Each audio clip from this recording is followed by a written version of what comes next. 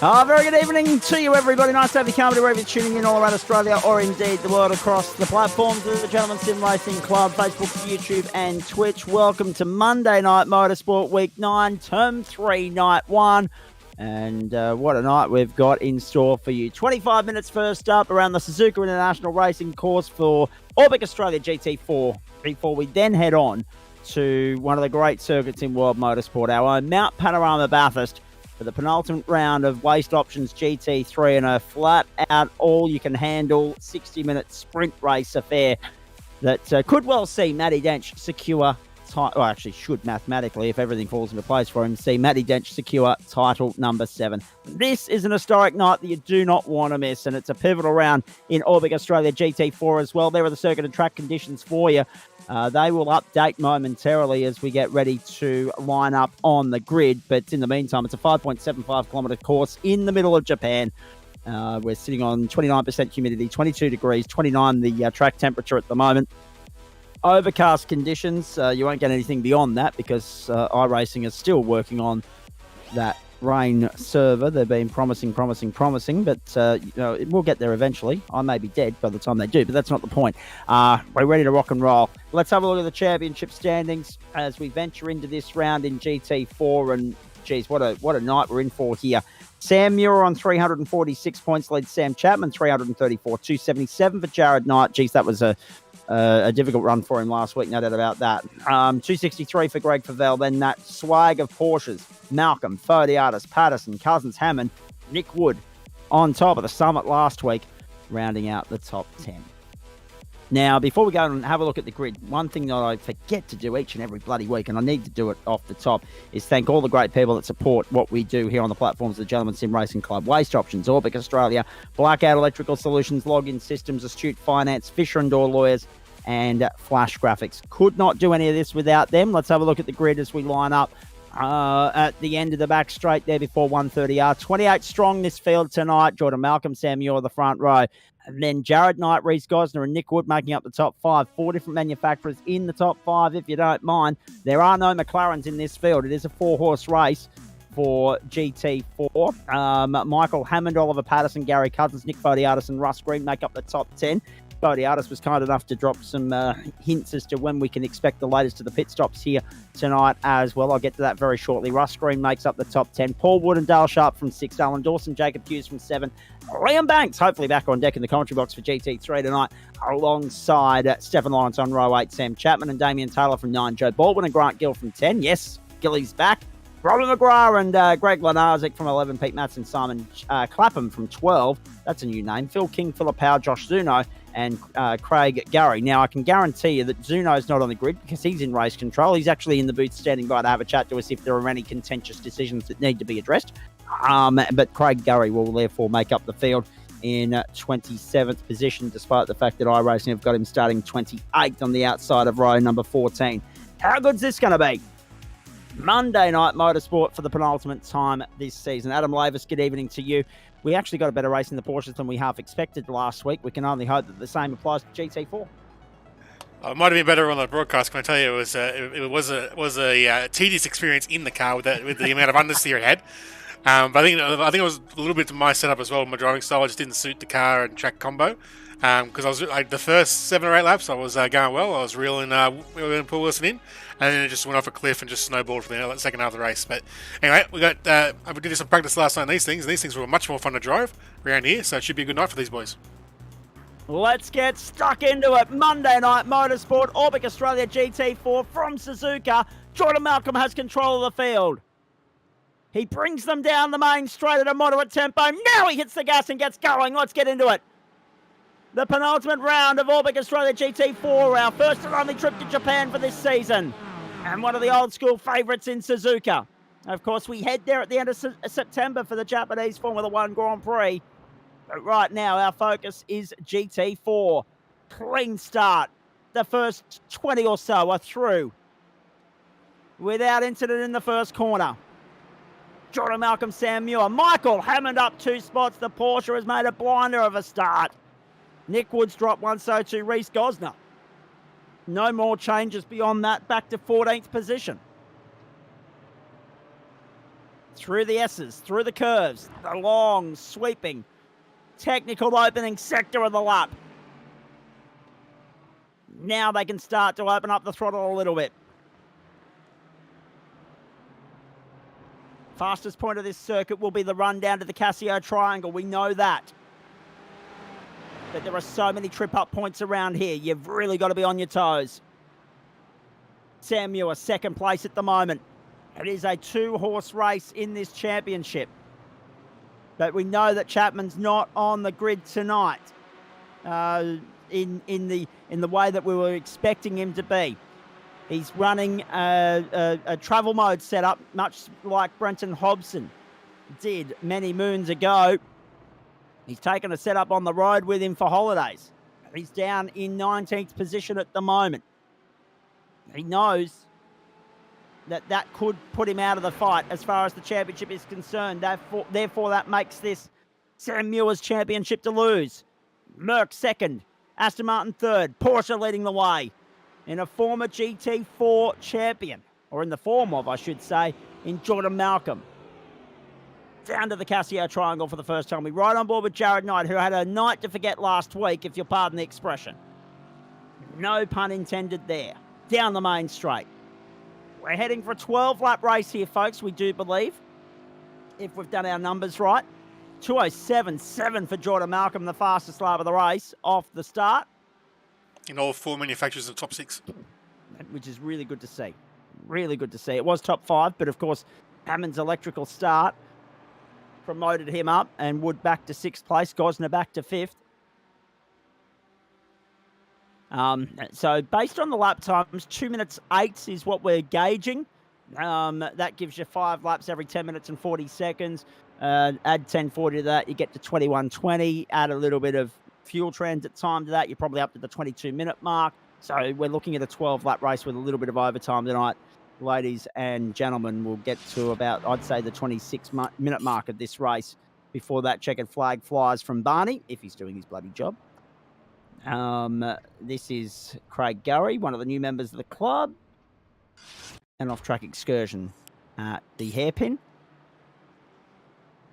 And Jacob Hughes also going the wrong way through the spoon curve. And that had a similar sort of knock-on effect because the car further up tried to take evasive action, also got it crossed up and then left a few stragglers with nowhere to go. The incident between Damien Taylor and Pete Matson is under investigation. That was a lap 1 incident. Good luck to Josh Zudo as adjudicating on anything tonight.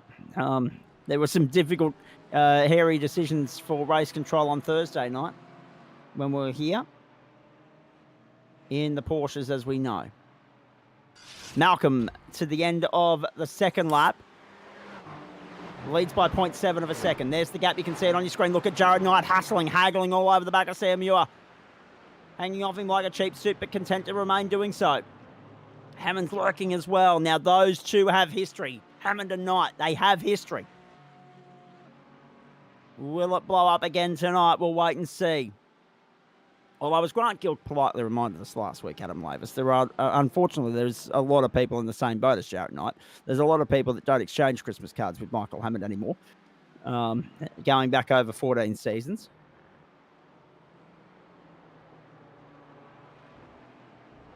Gosner is 5th, Wood is 6th, Patterson, Cousins, Fodiatis and Green, the top 10. For the most part, Mikey's mellowed out a little bit, but he does have a couple of... Every now and then the mist descends on him though still, so you just gotta make sure if you keep it clean, Mikey usually keeps it clean too, but if you get him on the hot side, he will increase the heat.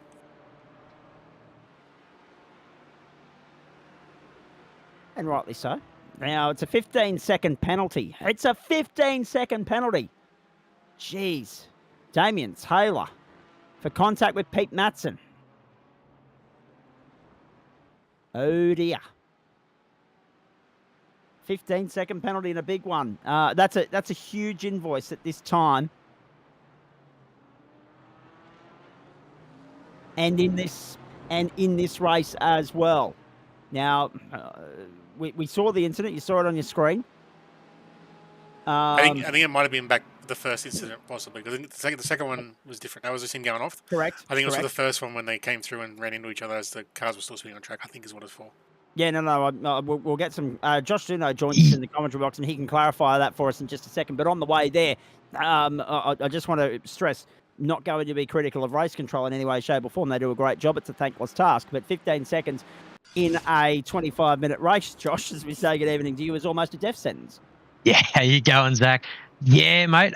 So lap one incident, he was trying to take advantage of a yellow flag and make a pass. So he got off the brakes when there was an obvious incident in front of him, and tapped Pete, and it caused a knock-on effect. And yeah, it's just lap one, no need for it. There's no overtaking under yellows, and it was, reckless move.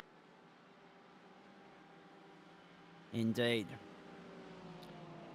Agreed with you on that. Apart from that, mate, relatively clean. A couple of drivers running wide, but we've come to expect that in the past. Here we go. Here we go. Here we go. Michael Hammond down the inside of Jared Knight, squeezing it down the inside to turn two. Michael Hammond, shots fired on Jared Knight. Michael Hammond to third. He's up 3 spots in the opening 3 laps. The 007 means business tonight. Next target, Sam Muir. And this is the great thing about this championship, as we know, ladies and gentlemen. You get to this point of the season, you've got your championship contenders, and then you've got your race contenders. People like Hammond that aren't going to factor in the points equation, but can certainly make or break the night for others around him that are technically, mathematically still in the championship fight, be it from a winning position or at least a podium finishing position, as Jared Knight is.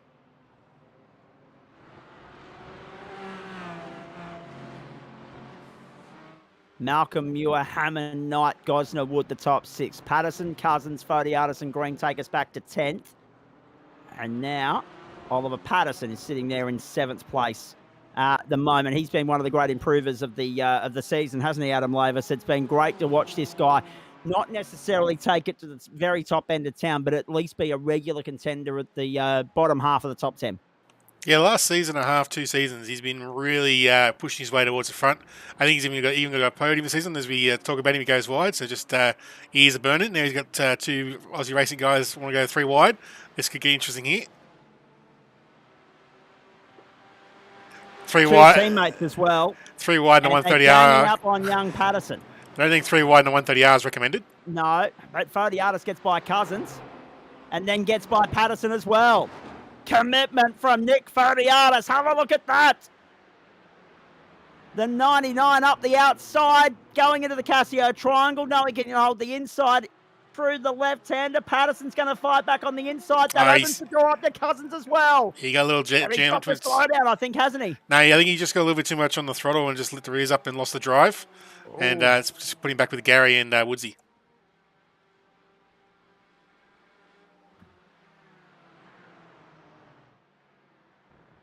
Malcolm, 208.9. Muir, 209.7. So Malcolm's opened up a 1.8 second advantage at the top end of town. 1, 2, 3, 4, 5 Porsches in the top 10. 2 Astons, 2 Mercs, and a Bimmer as well. Nick Wood, the consistent performer there at the moment. Robert McGrath out of business early in the piece. He's retired. Everybody else still running. We have seen Alan Dawson. We have seen Dal Sharp transit pit lane. Everybody else yet to stop. We're looking at a pit window of around about, I'd say, lap 5 to 9. 9 seems to be, from what I'm hearing, the maximum range you'll get out of these cars. It is a 12-lap race, remember, on the clock. Interesting thing with this track is it's such a long track and such a technical track with easy to lose and gain time all over the place.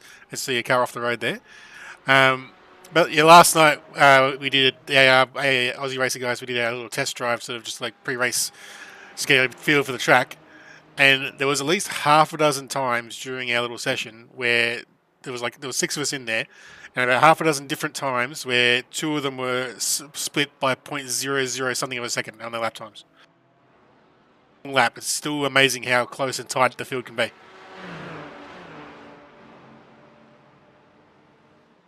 1, 2, 3, 4, 5 cars embroiled in that fight for second at the moment, but the battle behind that continues. 7th, 8th, and 9th. Cousins to the inside of Patterson now.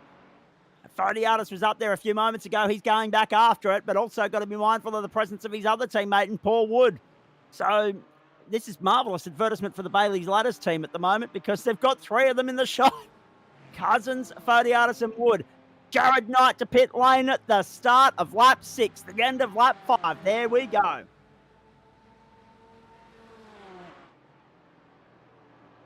And Mikey has closed the gap to Muir here.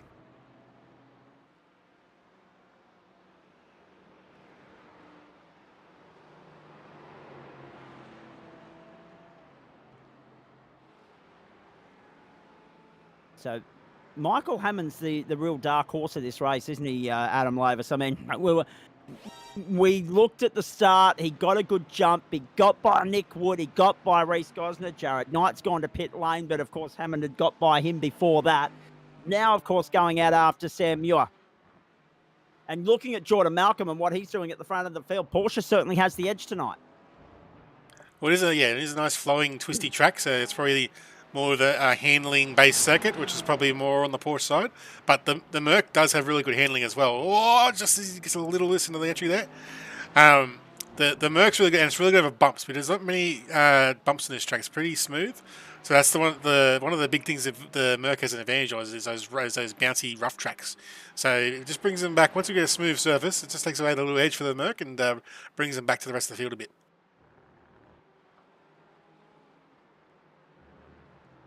So Sam Muir really only needs to tick the box with regards to beating Jared Knight and beating Sam Chapman. He's got Chapman well and truly covered at the moment. Chapman's down there in 16th. If he can cover off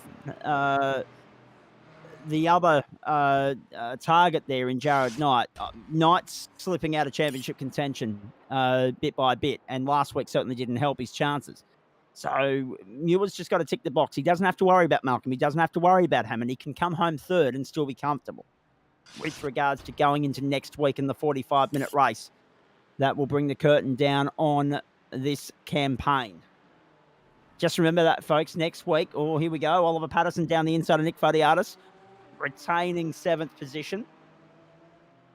Fodiatis and Wood in behind them. Gary Cousins is 6th and has bolted. Cousins is 1.7 seconds to the good. Now, it's interesting to note as well, with next week, just remember that, because it's an extended edition of GT4 for Orbic Australia, it's 45 minutes. We're still on air at the same time, 25 past 7, half past 7, we'll be on air. That race start and therefore remains unchanged, but the finish of it being later means that GT3 gets pushed back to 8:45 next Monday night, September 11.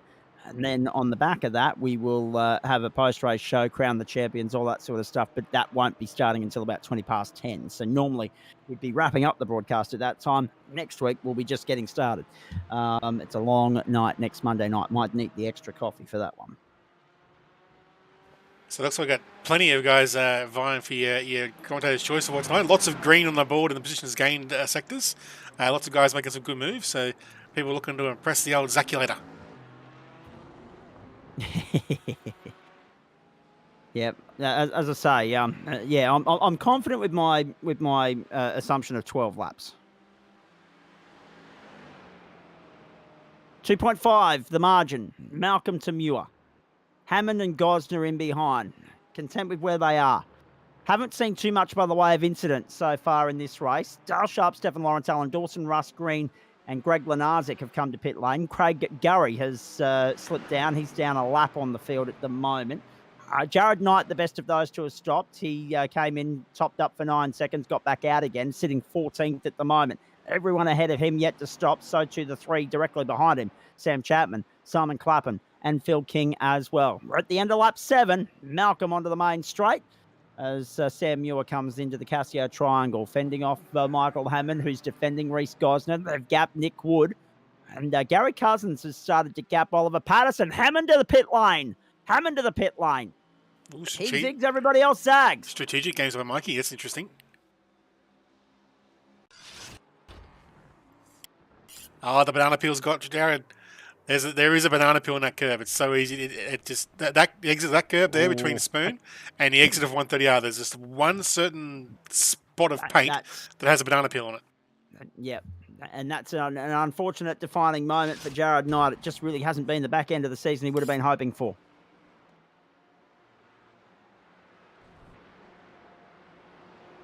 Malcolm, Muir, Gosner, Wood, Cousins, Patterson, and Fodiatis, the top 7. You're watching Fodiatis at the moment. And one of the stalwarts of the Gentleman Sim Racing Club. And for those at home, just keep an eye on the timing tower there. The semi-filled column on the right-hand side, that's telling you what lap the guys have pitted. So that gives you an idea of who's pitted. And currently we're showing the gap to leader. So Mikey's 33.4 seconds off the lead, but he has pitted.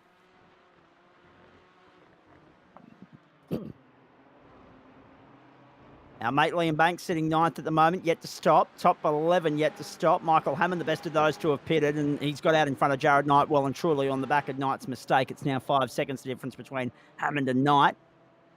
Sam Chapman there, 15th.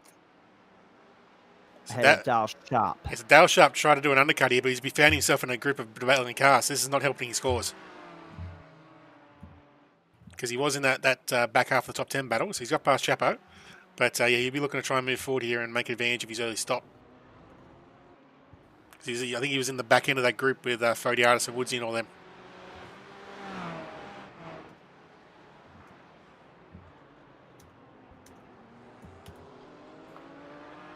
So we're already at the end of the 17-minute mark. Jeez, that went quick.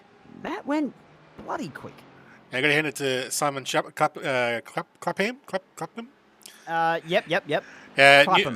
New member. In comes Jordan Malcolm. Go for it. New member to the club. A little bit rusty in the qualifying, but up 10 places in the race. Can't complain about that.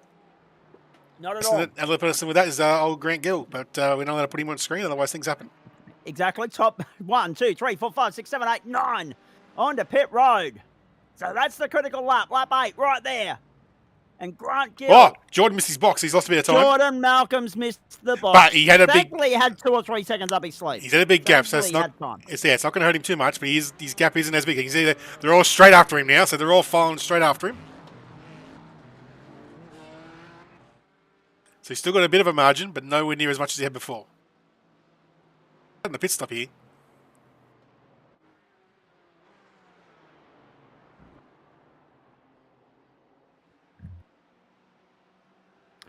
So, a racing incident, no further action for the contact between cars 96 and 611 on lap 6. Zeno's just posted out the iRacing chat into our chat. That's his little mistake there. That's all right.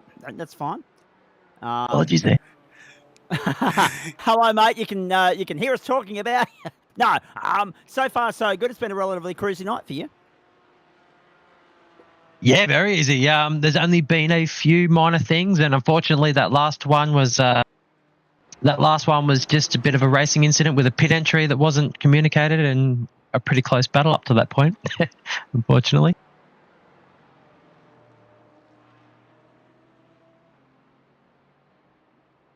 Watching the 2 teammates there, Jacob Hughes, and in behind him is Stefan Lawrence. They're both chasing Grant Gill at the moment. Oh, hang on, we've got Gilly on the screen. Oh, look out, here we go. It's indirectly. Yeah, I know that, but I'm still keeping an eye on it. Come on, Grant. Yeah, you're the one calling it out. Oh, look out! Yeah. Oh, jeez, Jared Hughes. Jacob. Oh, sorry, no, Jacob Hughes. No, sorry, I'm thinking about the XL racer of the same surname. Oh, here we go down the inside. He's left the door open for Stefan Lawrence. He's left the door open. He probably had no choice after the incident. He's probably sustained a little bit of damage. Stefan says, "No, if you're going to potentially be a crash hazard, let me go so that I can go after Grant, and you can follow." 5:20 left on the clock. Sam Muir chasing Jordan Malcolm, margin 1.7. So Malcolm did lose, as you say, a little bit of time there, but he's still comfortable. Yeah, so Mikey's either had his tyres checked and taken a tyre, or he's overfilled, because he's done a 12.2 second stop, whereas everyone else has done between 8.5 and 9.5.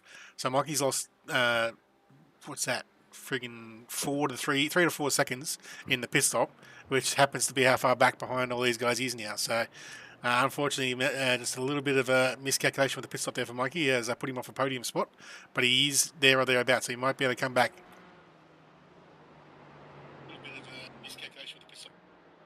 Don't worry about the echo coming through, folks. First thing I open on Facebook on the mobile is the GSRC broadcast, and appropriately so. And hello to everybody that's tuning in via that platform at the moment. It's great to have you on board. And Nick's managed to undercut Gary, so he's done the teammate undercut.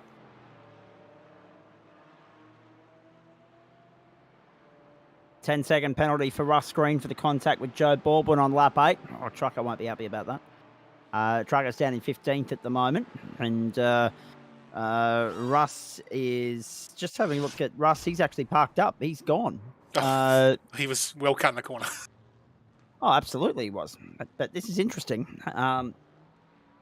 Just to clarify, Josh, if you've given the penalty to Russ Green, but he's parked up and retired for the night, what happens now? That will turn into a points penalty. So obviously the time penalty is inconsequential. So yeah, we'll just do a championship point penalty. So he's done himself a mischief there. Could have had a far lighter penalty, but instead championship points hurt. Especially at this end of the season. Right, here we go. Three-way fight. Lawrence has wasted no time. Got by Gill. Lawrence 12th, Gill 13th, and Hughes 14th. Lawrence in the Merc, and the other two in the Porsches. Next time by the line, 2 laps to go. Jordan Malcolm, and about where I expected, that 3-minute mark for the last 2 laps to start. So yes, there will be a smidgen of overtime attached to this as they come across the line. About a minute and a quarter's worth, maybe. And Jared Knight is parked up for the night as well. Oh, dear. Uh-oh. So this is what happened to Simon Clapham. And Jared Knight hates this track with a passion, and he's parked up and is done as well. And that will be, I'd say, the end of the road as far as his championship aspirations are concerned. Let's wait and see how this all happened for Jared Knight. Pete Matson in an incident before that. Oh, he's just taking the wrong chicane. It's both of them. Okay. That's gonna be a big slowdown, but Pete. It's not Pistols Night, is it? No. And Nick Fodiatis. Oh, I see the banana peel. Whoa! Big moment for Fodiatis. Oh, he's kept it off the wall though. He did well to keep it off the wall, and he did well to stay out of the road of his teammates who needed to take some evasive action there as well. Cousins Wood, and also inadvertently not a teammate, but in the battle, Oliver Patterson. Watch this from the onboard with Gary Cousins. Oh, incredible. Incredible. Right, now, we need to find exactly what happened to Jared Knight if we can.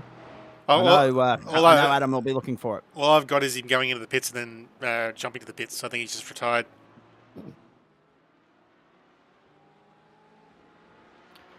Malcolm, Muir, Gosner, Wood, Hammond, then Cousins, Wood, Patterson, Fodiatis, and Banks. Williams in the top 10. He's having a great run. About time, too. It's long overdue. Paul Wood sitting 7th at this point in time. Oliver Patterson is 8th. That battle not yet over. We're going to come to the white flag this time, ladies and gentlemen. White flag in the air at Suzuka. Last lap of this 12-lap short, sharp sprint for Orbic Australia GT4.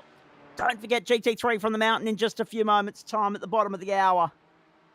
And before that, we'll put a full stop on this race with the post-race show with the boys that want to come in and have a chat to us. Nick Fodiatis will be here, no doubt breathing a sigh of relief. Last lap starts now. Michael Hammond, the best he's going to be able to achieve here is 5th. It was a case of what might have been for him. Nick Wood has got his way up into 4th place. Reece Gosner to 3rd.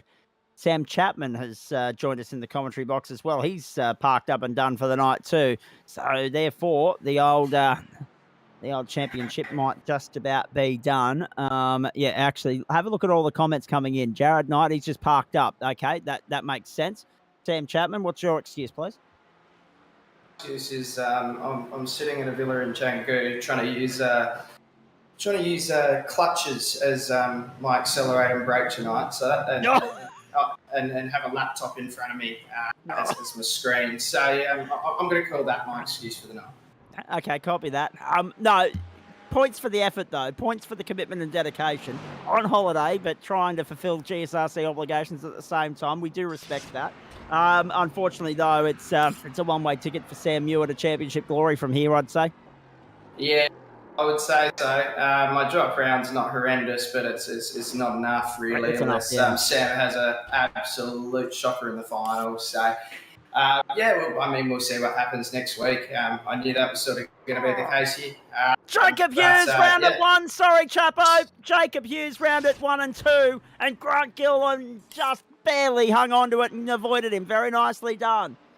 I'm coming back to you, Chapo. Stand there, stay there for me, I should say. Clock expires. Jordan Malcolm's about to grab yet another win in what is the championship campaign that hasn't necessarily gone his way, but another win puts him in the fight for 4th, maybe 3rd with the retirement for Jared Knight tonight as well. So it is a job well done.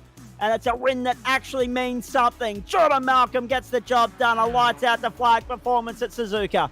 2nd to Sam Muir, just urges out Reece Gosner.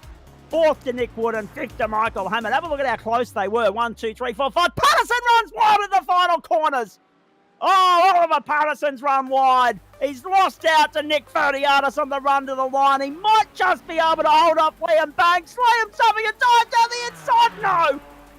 Patterson holds on for 9th. Liam Banks 10th. Nick Ferdiatis got up to 8th in the end.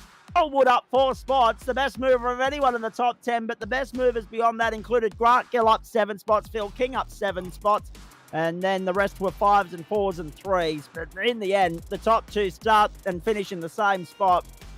Reece, Nick, and Michael all move up 1 apiece thanks to the absence of Jared Knight there. Gary moved up 2, Paul Wood up 4, Nick Ferdiatis up 1, Oliver Patterson down 2, and on the final run to the line, the last sector, the Casio Triangle, 3 corners from home, and he's thrown it away. We still got an active battle for 19th here. An active battle for 19th with Pete Matson. Well, and also for 17th. And that's, of course, Greg Lenarzik holding off Phil King, Simon Clapperman, Pete Matson going at it into the Casio Triangle. Here they come. Pete's looking. Oh, they're both wide. Forget about it, gentlemen. Forget about it. Oh, boy. How good was that? So Chabo, do we see you back for grand final night, please? Of course. I mean, if I'm going to be doing it from Bali, I might as well be doing it when I'm at home. You can't miss Monday nights with the GSRC. So what's a better holiday than that? Well, actually, to be honest with you, mate, I'm ditching night 1 of term 4 to go and see Delta Goodrich in concert. No one, and that is the clubhouse leader by the length of the straight, and everything is a distant second. So I can't help you on that one. And thanks in advance to whoever's filling in for me that night. I'm looking at Grant Gill, and I'm probably looking at Chapo and whoever else as well. No, well done, mates.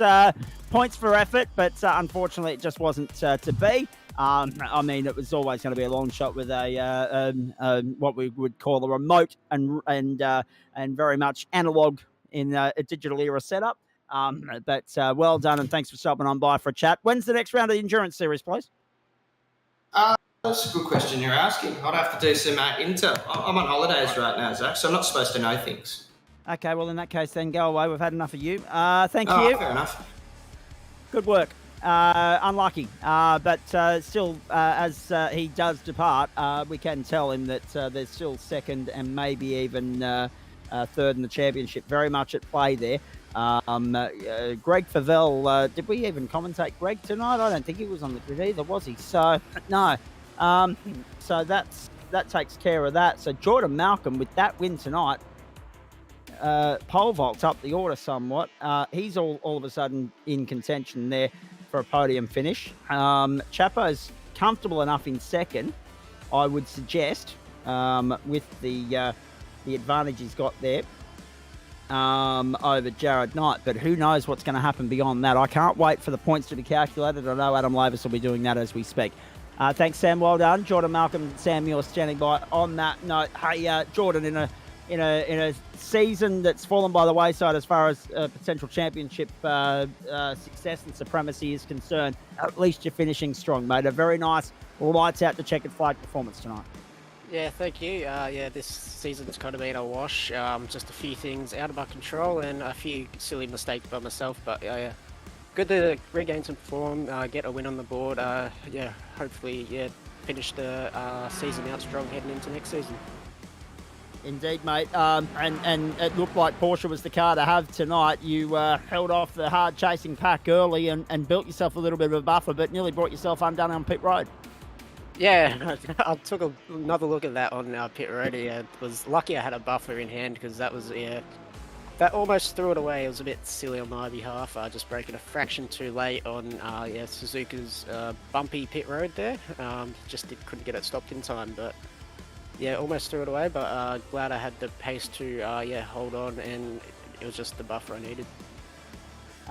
Notoriously, it's a difficult racetrack. As you say, it's also a bumpy pit road.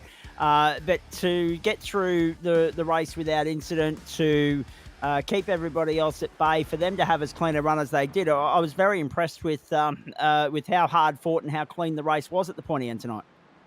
Yeah, it was pretty clean up the front. I only saw a clear track, but just looking behind me, there seems to be some good battles behind, and I think race control was busy in the back half of the field, but the front half it seemed relatively clean. Yeah.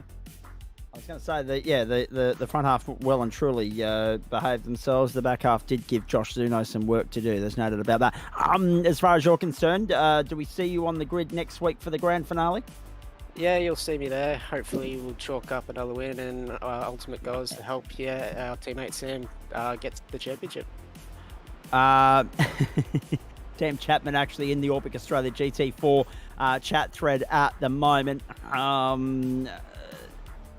confirming that pedals are mandatory. Pedals are a necessity in this game. Of course, trying to keep his championship hopes alive from Bali, of all places, half his luck. I think as far as the championship's concerned, you've done a very nice job there in helping Sam Muir out. I think the job will be just about done when we have a look at the points standings in just a few moments' time. But beyond that, all of a sudden, that win and the misfortune for Rd-9, the absence of Greg Favell and a couple of other factors, and you're all of a sudden staring down a potential podium finish here, mate. After the season I've had, I'll certainly take a podium. It's been up and down certainly, but I'll take a podium if it's up for grabs. It is an interesting choice of venue to finish things off next week. Of course, when we go to Magny-Cours in France for 45 minutes, mate. You looking forward to it, or what are your thoughts? I haven't had too much sim time on Magny-Cours, but last time I think GT4 were here, I think I finished second to M Dench, so it hasn't been too bad, I guess. I was going to say, anytime you finish second to M Dench isn't a bad night out at the office, no doubt about that. And his crew are already tuning in, getting ready to cheer him on in GT3 as well. So good evening to Veronica, good evening to Dave. Jordan Malcolm, what's the rest of the sim racing week look like for you, please? I think just preparing for Magny-Cours. That's about it, really. All right, very nicely done. Well done tonight. Great performance. The Porsche's going well. Obviously, we've got 3 weeks until Term 4 starts, mate. Are you happy with the Porsche, or are you going to dabble the toes in something else for the next season of GT4? Even though the Porsche runs well, it's kind of my least favourite GT4 car, but we'll see how the BOP goes, and we'll pick a car from there. All right, mate. Very nicely done. We're all nervously awaiting the BOP update. No doubt about that. Thanks, mate. Well done tonight. Thank you. Race winner Jordan Malcolm. Lights out the flag performance. Didn't look bothered in any way, shape or form. Very clean performance. And just a little trip up in pit lane there, but it was nothing he couldn't handle. Sam Muir's here. Nick Fodiatis is here. I'm coming to Nick in just a moment. One of the great saves of the season. In the meantime, Sam Muir, in a race where Chapo is working on an analog setup in a digital world, essentially, it's probably the best way to describe it. In a race where Jared Knight's just thrown the towel in and said Suzuka wins. You did what you needed to do tonight. Second, third, anything would have been good because it puts one hand on the championship, mate. Well done. Yeah, just sort of had that in the back of our mind that we just needed to make sure that we finished somewhere up the top. Didn't necessarily need to win, given the little bit of a gap that we had coming in tonight in the points. So, yeah, pretty happy just to settle for second at this stage of the season. Now, with regards to that, yes, Porsche finished 1, 5, 6, 8, 9 and 10, so they dominated the top 10. But for Mercs to go 2 and 3 shows that even though very early on the Porsche certainly had the advantage, you guys very well and truly held your own. Yeah, certainly did. It's been an interesting season with the BOP. I think it's been done really well, as much as I've been complaining about it. We've had, just about every manufacturer win a race in this series, and cars have had different strengths at both within different tracks and across different rounds. So well done to the guys at GSRC for the BOP. But and as Jordan said before, we'll wait and see what iRacing and the league have in store for us with the next round of BOP, if we decide to stay with the Merc or give something else a go. Well, that's exactly right. And no doubt the week off, which is the week starting September 18 through to 24, that'll be an interesting week for you blokes. No doubt having a look at a couple of different cars, seeing what suits not just the circuits that are on offer on the calendar for Term 4, but also your respective driving styles as well, because it's not always a straightforward decision, is it? No, definitely not. I've been in the Merc for a few seasons now, so probably am due for a change, but it really does suit my driving style at the same time, so a little bit hesitant to change out of it, but being a bit of a Porsche fanboy, I wouldn't mind giving that a bit of a whirl, but did plenty of races in the Aston as well before the Merc came out, and really enjoyed that too, so we'll definitely do a bit of testing between the breaks and see which car is best suited to us. I know, just coming back to you in a moment, Sam, to get your thoughts on not just the race that was, but also Magny Core. Adam Lavis, I know you're going to ask the question. Grant Gill, I think, tonight. And if not, we can probably give it to our mate Liam Banks. Because I always get asked who's your commentator's choice award, and we've got to give it to someone we haven't given it to, and no bias whatsoever. But Banksy to get up into the top 10 and Grant Gill to be up 7 spots and not have the commentator's mocker thrown on him. Either one of those is fine with me, and I'm going to let you be the judge of fact on that. You're my co-commentator, so Banksy, stand on by. I'm coming to you in just a moment. Okay, give it to Grant. If he's saying give it to Grant, give it to Grant. So well done, Grant Gill. Up 7 spots from 20th to 13th, lucky 13 in this instance, in every sense of the word, and kept it nice and clean.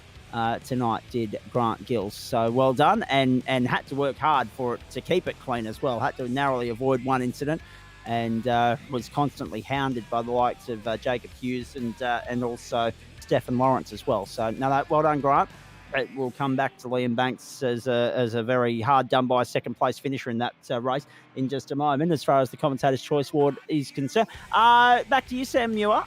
Mate, you certainly had to work hard for your money tonight. You had Knight haggling you in the early stages, you had Hammond as well and Gosner.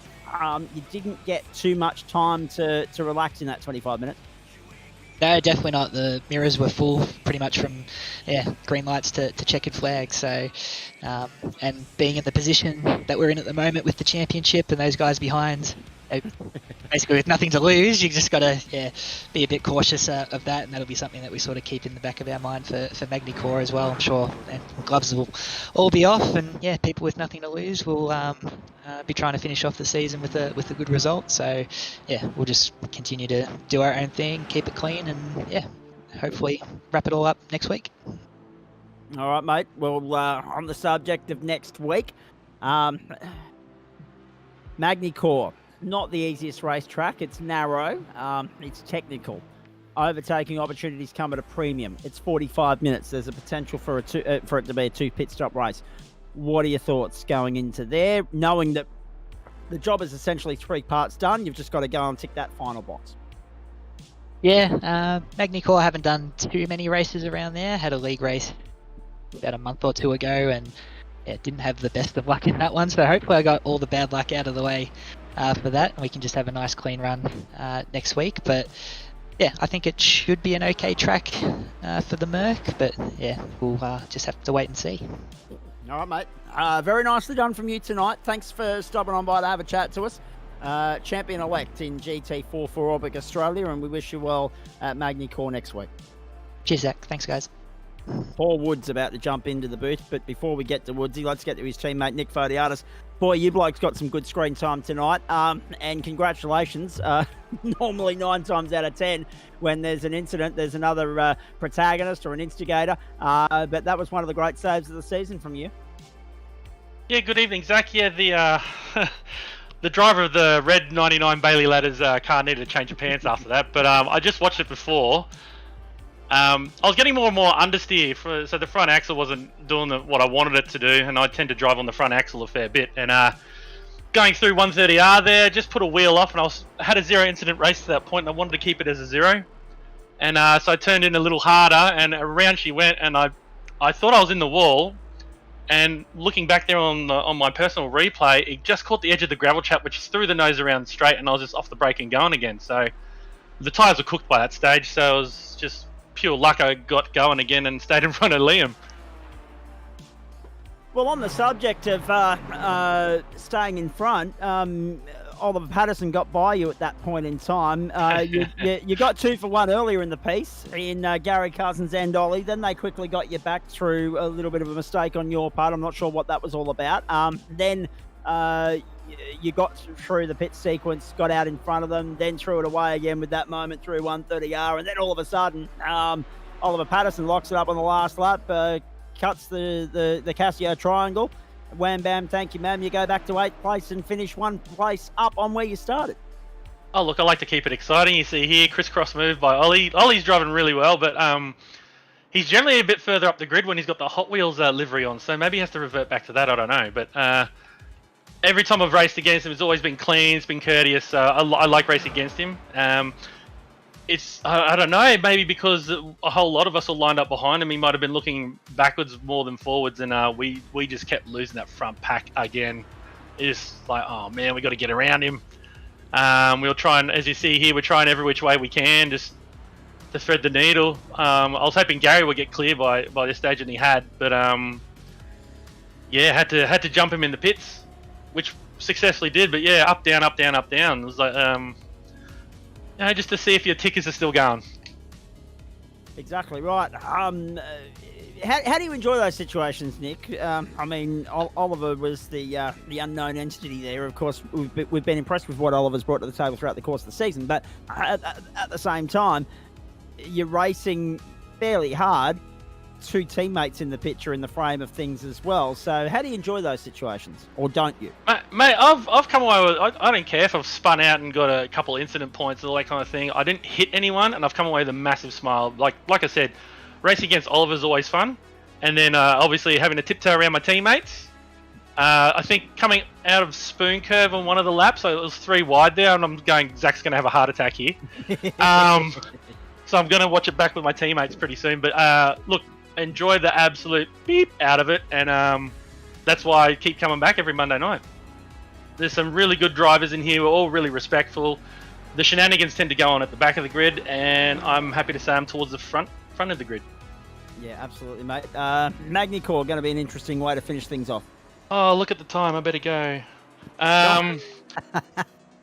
Look, for my team... Hang on. Can I just stress at this point in time that it's not Sebring? No, it's not Sebring, but I mean, the track's more designed for open wheel race cars like Formula 1s and stuff. These things having the minimal wings and stuff on them, more like a road car. That's another thing too, why I like GT4. They remind me of the old Group A. Yeah, I don't know how we'll go around there. I'll probably scrub a set of front tyres out on that track as well. So especially with the Estoril turn. But look, I have teammates to keep happy. I've got a sponsor to keep happy. I've got a commentator to keep happy. So I'll turn up begrudgingly. But yeah, how long have we got around there? 45 minutes. Oh, okay. Yeah, I'll be there. All right, looking forward to it immensely, mate. Through grit and teeth and all. Good work tonight. Kept your nose clean. Gave us plenty of content for the highlight reel. Hopefully you'll do Thank you. more of the same for all the right reasons next week. Go well. All right, thank you, Zach. Well done, guys.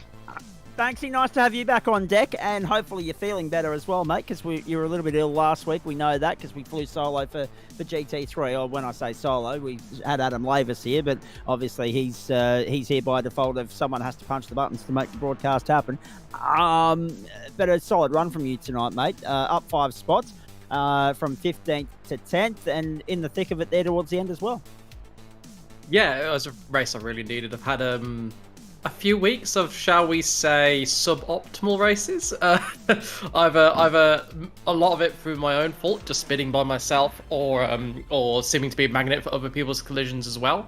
So I really needed just like a clean race, and it was kind of boring because other than the battle with Stefan Lawrence at the beginning, after that I was pretty much by myself. But that was what I needed, only 2 instant points. So again, around quite a technical track as well, so good confidence booster, and yeah, it was nice to just make the checkered flag for the first time in a little while. So yeah, it was really good, and yeah, that was really fun battle with Stefan Lawrence at the beginning. We had a lot of fun. Are we going to have the pleasure of your company for GT3? GT3 is around Bathurst, wouldn't miss it. Okay, absolutely. Try and push me away. No, I'm not going to do that. Need the help. Stand by. Coming back to you shortly on that note. Let's have a look at the championship standings now that they're updated. Oh, it's closer than I thought. Jeez. The championship's still alive going into next week, but it is a 2-horse race. It is a 2-horse race. Sam Muir does have one hand on the title, but will need to bring it home relative to Sam Chapman on the racetrack. 90 points for the win next week. 90? Yes. All right, so it is well and truly alive, but it's only a 2-horse race. It's the 2 Sams for the title. It's Mercedes v Porsche. It's one team against another. It's one Sam against another. It's 406 playing 373. Sam Chapman will probably need to win the race and hope that Muir has a shocker.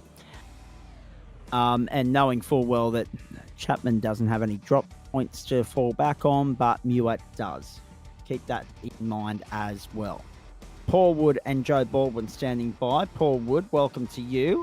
The Aston did good, mate. Up 4 positions. In fact, we've got both Aston drivers here because Truckett was in one as well. Up 4 spots into the top 10 there, into lucky 7.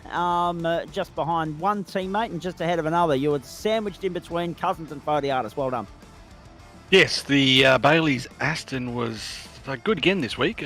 Quite pleasurable to drive. First couple of laps, she was a bit cold with the setup I had, but once it warmed up, it come good. And yeah, at the end there, my car was just coming on stronger again, and the poor Porsche boys were starting to struggle. And at that point, we had Pete behind us, and I was like, we need to keep moving, guys. I need to keep moving because I'm catching up to them, and he's getting up on the back of me. And yeah, it was turning into a hairy race. But yeah, what was killing me was just having to go down the second gear behind the Porsches through that last chicane, and it just all the momentum I had was just lost because the second gear just bogs down in the Aston. But overall, fun race. I enjoyed it, and yeah, better than I thought it was going to go around the track. But again, very enjoyable.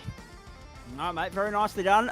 Running out of time to chat to you blokes here because we've got GT3 standing by, but are you happy with the Aston? Are you looking to keep the Aston for next term when we line up again for GT4? That's question number 1. And question number 2 is obviously, what are your thoughts on Magny-Cours next week? Aston, I'm not entirely sold. While I struggle with this season, I'm starting to wrangle on it. It's just the gearing is just struggling. It really hampers the car a lot. Overall, I think I could get it handling better, but just not having that second gear to be able to really pull the car up and turn it in without it bogging down is just hard, especially to try and make overtakes. Doesn't suit my style of driving. So slim chance that I'll probably keep the Aston for next season, but you never know what can happen. But as for Magny-Cours, my plan was to race it, but I won't be at the moment. I'll be up in the sunny state next week, so I won't be around for the race, unfortunately. So this will be my last race for this season. Copy that. I'm sure Nick Fodiatis would swap positions with you so that you could run Magny-Cours if he didn't want to. But anyway, in saying that, welcome to the sunny state while it's still in progressive civilization. We slipped behind the rest of the eastern seaboard by about 112 years in only 4 weeks' time. Paul Wood, thanks for stopping by. Go well. No worries. Thanks, guys. Trucker Joe Baldwin, good evening to you on the other side of the Nullarbor. Looking Good forward evening. to getting over there in about 7 weeks' time myself. But before then, talk us through your night. We did note that you were involved in one incident. 2, actually. Unfortunately, Yeah, no. The first one, I think Stefan Lawrence through 130R got a couple of wheels in the tyres, and it was actually a pretty good dodge. I managed to dodge around him, but took an off track, and that sort of ruined the 0X thing. Which I was just going to, I don't know, it's probably a night where a result went begging, I guess. There was that incident. And then later on, Russ Green, I think he unfortunately missed a braking marker, and just got into the right rear corner, and that dropped me about 5 spots down, 6 spots probably. I'm not sure. I think I finished 15th. I probably would have been 11th or 12th, maybe up there. I was sort of not far behind Liam towards the end of the race. I tried to get by him early on, but he's a bit too sneaky for me. I couldn't quite make the move happen, but it's just one of those nights. Difficult track, but I was happy with the drive. Just a bit of bad luck, that was all. All right, mate. Very nicely done. Magny Core next week, 45 minutes. Are you on the grid? Absolutely, yeah. No, I'm one of the people that don't whinge about that place. I think it's fantastic. It tends to put on some good racing. It's got a good mix of corners, and looking forward to it. Should be good. I'm a little bit perplexed here, boys, because I'm having a look at the lineup for GT3 that's just come up onto the screen here before we go to Mount Panorama. There are 2 McLarens. One J. H-Slap Merritt has entered the building. Hello. Yes. Jared Knight's in a Bimmer. Richard Mitchum's in a Ferrari. Interesting. We'll get to the GT3 in just a moment. Hey, Trucker, Thursday night, we're looking forward to that as well. Yeah, definitely. Got to The try Thursday night, the Toyotas. We'll see how we go. The 86s in the production class, you're saying? I believe so this week. Hang on, let me just double check my notes here for this week. I think it might be, yeah. Yeah, and then the Aston Martin next week in Grand Final week. Yes, and the GR86 is going to start a couple of times this week because we've got it on the mountain this coming Saturday night. It's nice. GR86, so we should have a pretty big turnout of cars, probably even people from outside the club. It seems to be a fairly popular car within iRacing, so that'll be a bit of a wild card race Saturday night with absolutely more likely there'll be some extra blow-ins, and I believe you've seen the footage from me killing poor Mr. Tony Baker. I did see that actually. The mountain on Saturday night. What are your better ones, Joe? You couldn't script one like that. No, got yeeted over the fence and everything with it, but no, it was actually that car. It's probably one of the hardest cars to drive, but when you crash it, you still enjoy it. So, yep.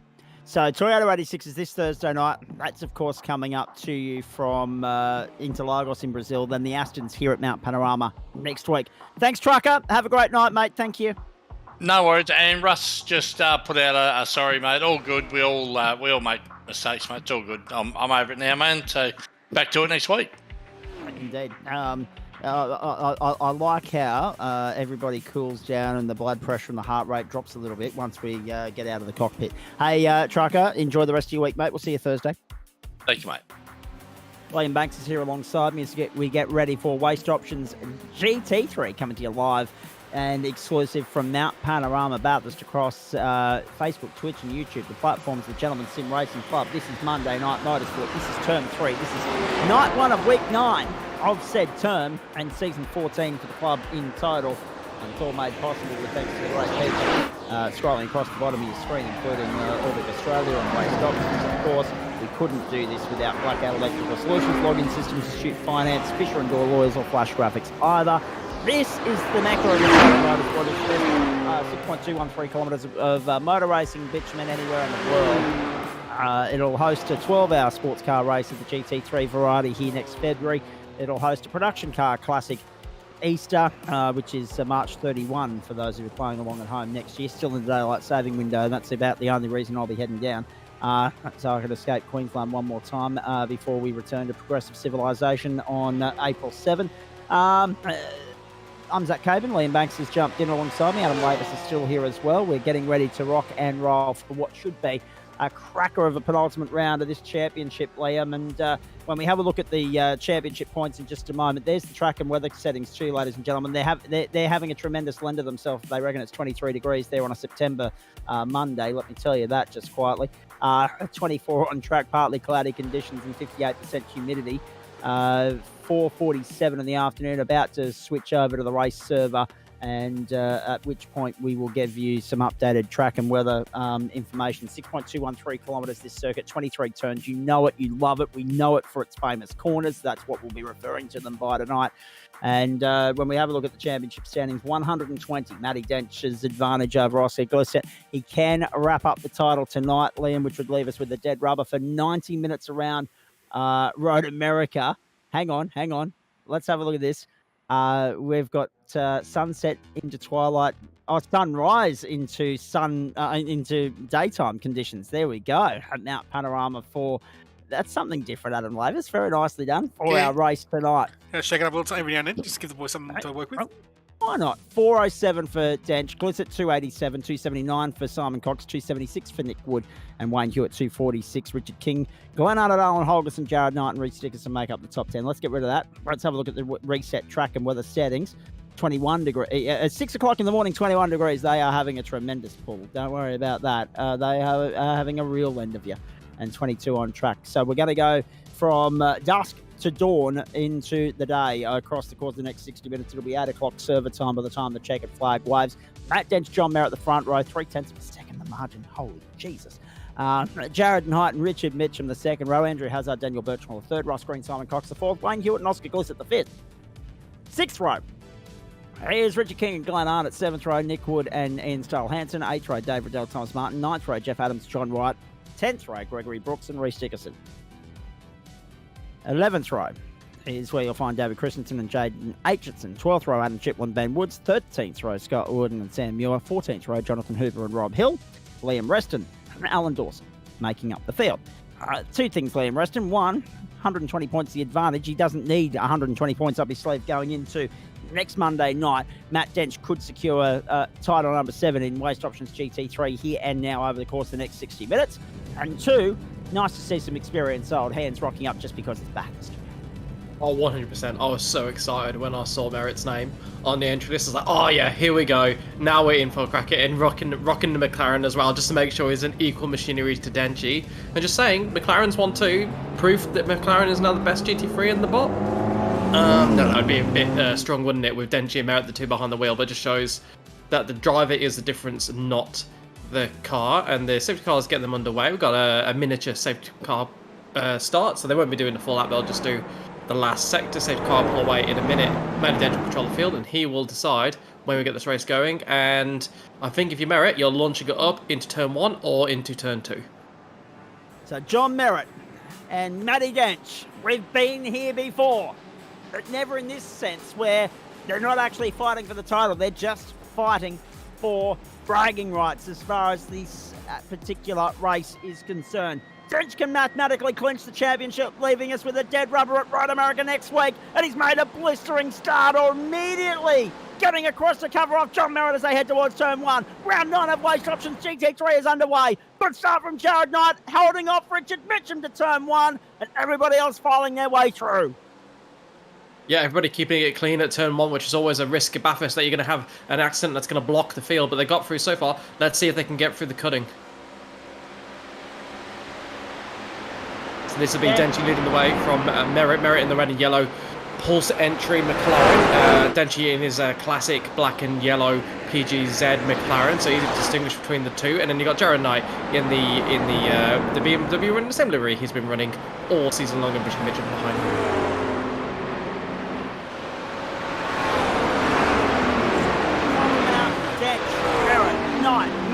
Hazard making their way through. Great to see a couple of Ferraris in the mix here. McLaren, BMW, Ferrari, Mercedes in the top 10, including also Porsche. So 5 different manufacturers in the top 10. Oscar Glissett flying the flag for Porsche tonight. But no love for the Audi.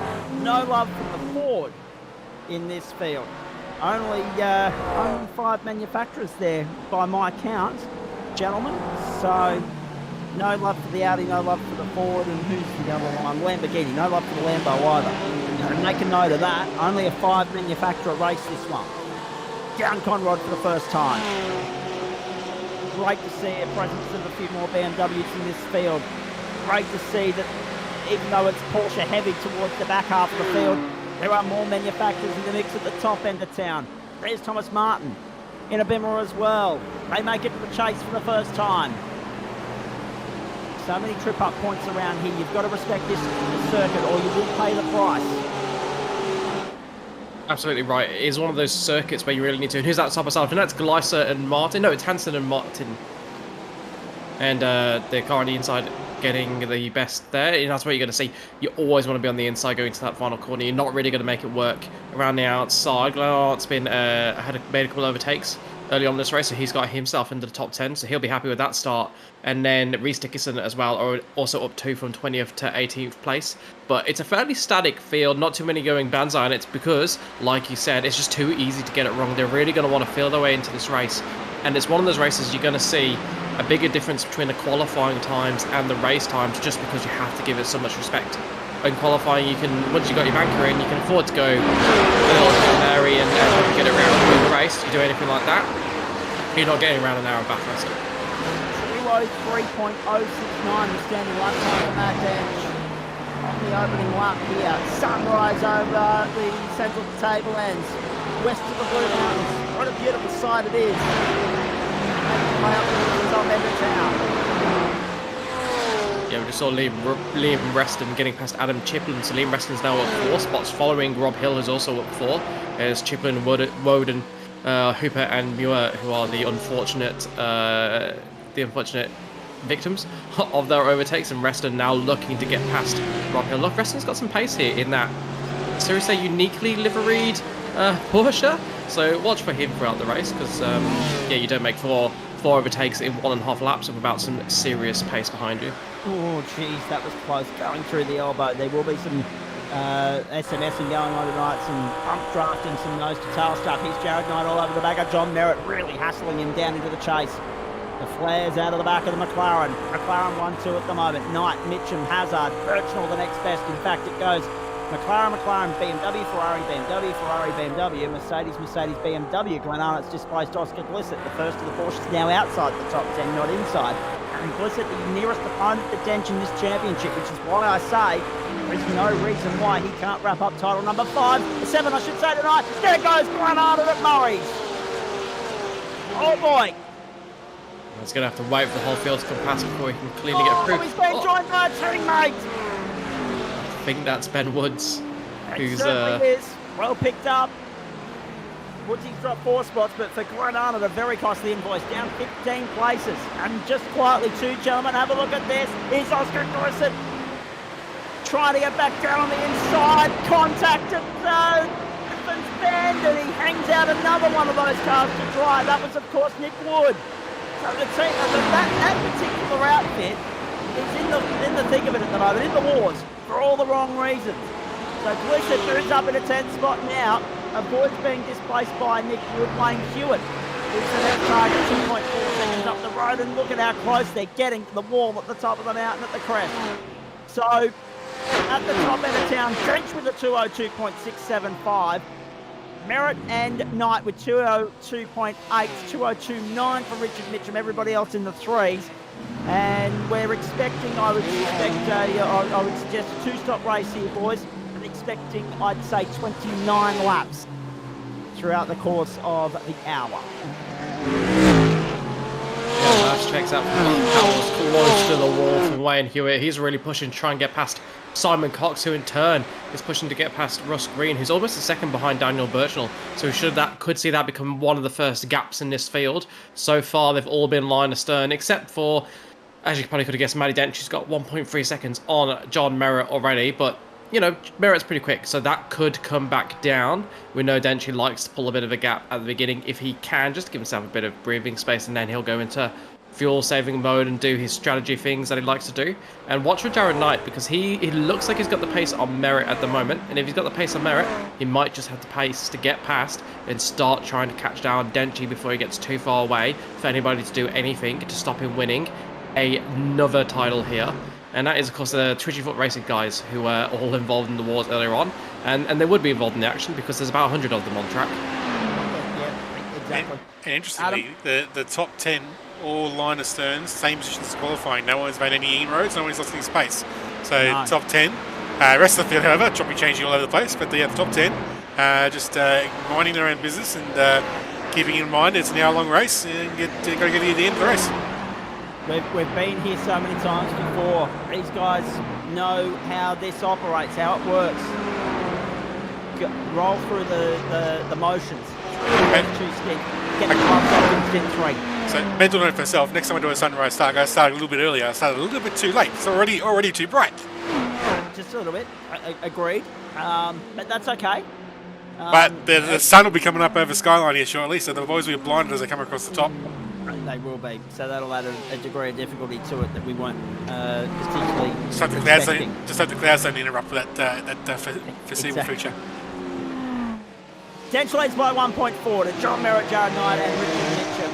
Then Hazard's got Birchnell, Green, Cox and Hewitt for company. And back It's broken away from Wood, and Wood's got King all over the back of him like a cheap suit. as we see back here in Porsche Cup, it's really young and old. Yeah, absolutely. And that lack of movement in the top 10's just been broken by Birchnell, who's got past Hazard, going from 6th place to 5th in his Ferrari, joining Richard Mitchum to make it 2 Ferraris in the top 5, 2 Mercedes and a BMW. And I just want to pick up something you said just pre-race. You were talking about the events coming up at Bathurst and neglected to mention the Bathurst 1000, which is no longer clashing with the Japanese Grand Prix. No, and there was a reason I didn't mention it either. But that's another story that I'll elaborate on a little bit later on. 8 minutes gone here of the hour. And we're on lap 5. Dench leads. Merritt second. Knight, Mitchum, Birchnell, Hazard. It's one of the real frustrating elements or components of the 12-hour broadcast is that they always manage to reference the October race. Well, there might be drivers that are competing in both, but there's off another twitchy foot car in the wall on the exit of Hell Corner. Oh dear, it's been the night for it, hasn't it? That was Scott Wooden this time round at the exit of Hell Corner, off to driver's left.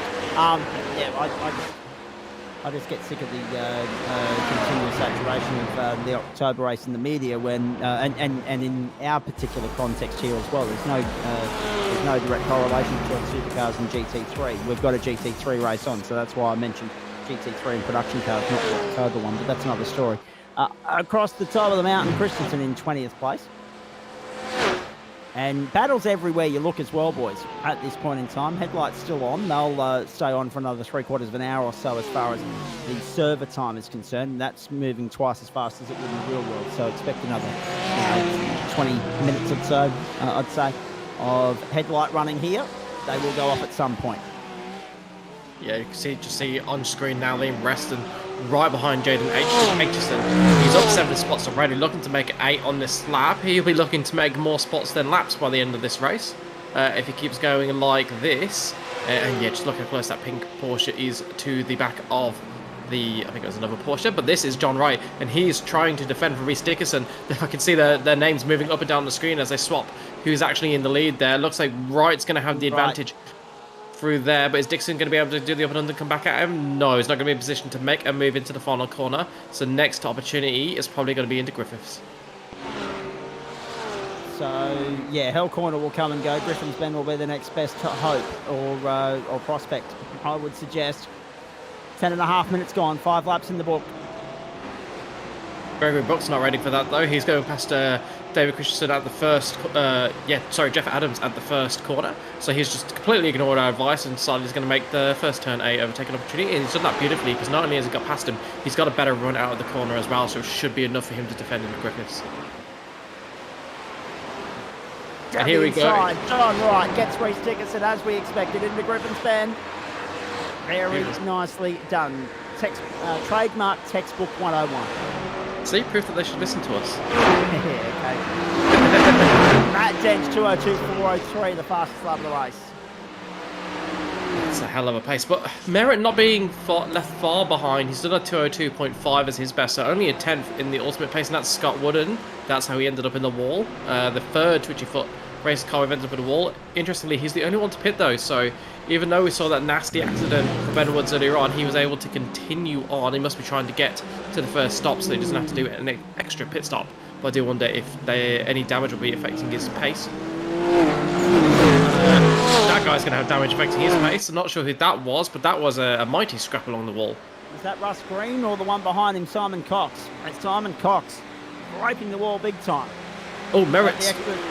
Forest Elbow. Merritt's just been overtaken by Knight. Knight is now in second place. Jared Knight on a mission tonight. Adam Lavis is going to have fun with the calculus and the matrix at the end of this, because there's a few people out there that are running in cars that we wouldn't normally see them running in. Maybe getting some miles in readiness for, what manufacturer they're going to run in term 4. Maybe not. We're going to ask the question at the end of this race, because as I said last week, Ferrari have been top-heavy represented in GTM, but not in GT Pro. Throughout the course of the season, it was a beautiful move down Conrad. We knew the Bimmer would be strong here tonight. It's just got such grunt in a straight line. It's also very easy to drive. I found it easier to drive than even the Porsche or the Lamborghini. So that's a big benefit around Bathurst as well. Even if the car's not quite got the ultimate pace, if it's easier to drive, you will extract more pace from it around a track like this. Whoa!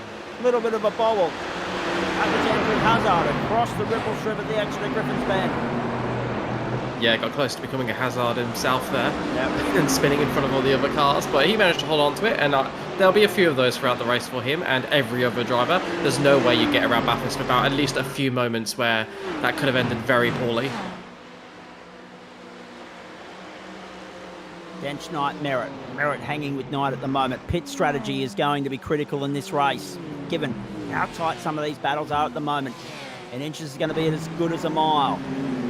Shave a couple of tenths or a couple of hundredths off your pit stop. It could make all the difference in the world.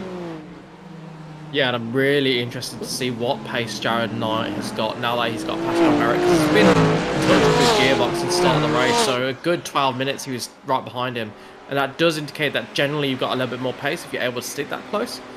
But can he close that gap to Matty Dench? Because we know Matty Dench is going to be fantastic on strategy. They're not going to make up that time in strategy on Denchy. So the only way they're going to have any chance of getting past him is if they can do it on pure pace. So we wait to see with bated breath what Jared Knight has got up his sleeve, because he's the only one now that can stop him.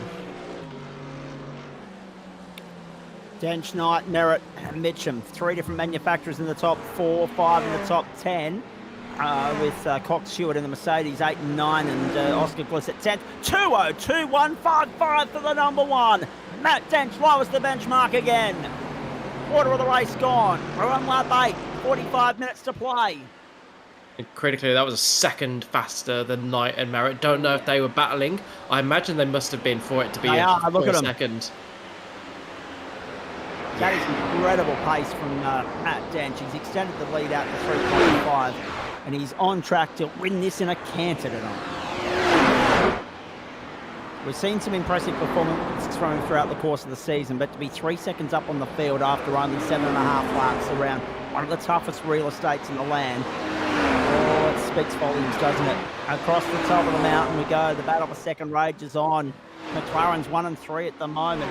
Mark Foster, of course, flying the flag for McLaren in the AM split, of course. We'll bring you the results of their race once we're done here on the platforms of the Gentlemen's Sim Racing Club, and that championship is expected to go down to next week at Road America. Oh, Road America bringing the curtain down on that championship next week, 90 minutes worth. You couldn't pick 2 better horsepower-heavy circuits to finish the season than Mount Panorama and Road America. What about Mount Panorama and Spa? No. I think Road America is going to dish up an absolute classic next week. Oh, it absolutely will, particularly in the amateur split. There's, 7 drivers still in it, I think, for the title? It's so close at the top. It's actually pretty incredible. They put on some absolutely spectacular shows for us when we've gone over to show them on the broadcast this season, which is always a joy when we get to show both splits and not just the pros throughout the season. Not that the pros don't give us a lot of a lot of fantastic racing. It just tends to be for second instead of for first, when Matty Dench in the kind of form that he's in, just absolutely dominating, doing his best impression of Alex Palau or Max Verstappen, and just absolutely destroying it. Probably Alex Palau giving it to 1 series. Yes. What about the gamesmanship from Jared Knight there, just throwing the arm out and saying, "Oh, no, I'm not going to pit this time around, John." Very nicely done. It's Dench, it's Knight, it's Merritt, and then it's Mitchum and Birchnell. Matt Dench is that far ahead that we've lost him in the view. He will be around here on his way to the cutting as these blokes come out of Griffin's Bend. 3.8 to the group. Interestingly, just flashed through the shot. There you go. Interestingly, last lap for Dench, he was only a 2:03 dead, which makes me think he's decided that his gap is enough. He's seen that the pace of the 2 cars behind him isn't all that hot right now. In fact, if anything, Mitchum's going to start to catch these 2. And I think Matty Dench has started to go into fuel-saving mode, because there's no use in having a gap more than 4 seconds. He's probably going to be better off saving a little bit of fuel rather than growing that gap.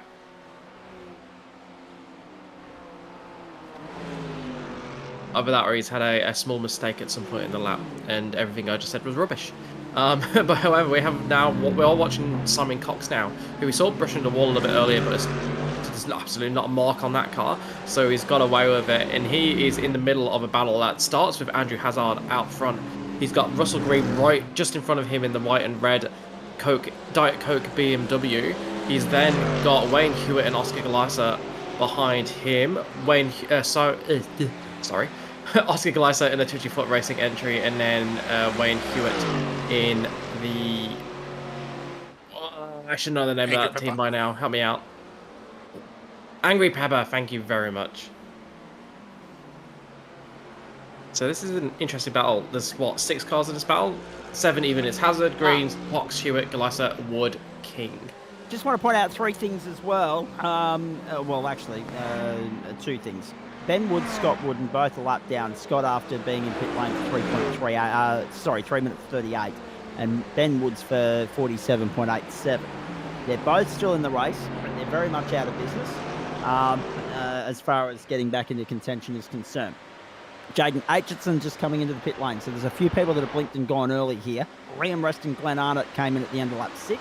And Rob Hill at the end of lap 7. So we've already seen some early pit lane activity, and at the top end of town mode, looks like most of the field is intent on running the technical instinct, which is standard procedure in this case. Yeah, it's interesting that some cars decided to go earlier. I'm surprised no one in that big battle group we were just talking about decided to blink and try and do the undercut, because I think it is going to be a 2-stop race, surely all in the field. So yeah, surprise none of them's gone for it. Evidently none of them quite believes enough in their pace to make the undercut work. But it will be interesting to see if anyone goes for the overcut, if anybody has been saving a little bit of fuel. We know it tends to be a game more for those right at the very front, but if you're in a battle pack like this, you're naturally lifting off a little bit early anyway, because you're just making sure you don't collide into the car ahead in the braking zone. That's why you'll often see when 2 cars are right near each other, the car behind, the gap will seem to extend just as they're about to enter the braking zone, because that's the car behind just lifting a little bit early, make sure they don't get caught out by the car ahead, maybe braking 3 or 4 meters earlier than they would have expected. Particularly when you're in a series of multiple makes of cars that generate the lap time in different fashion, you're more likely to come across a car that brakes 5-10 meters earlier. So you do tend to do that and get a natural bit of fuel saving in addition to the slipstream effect.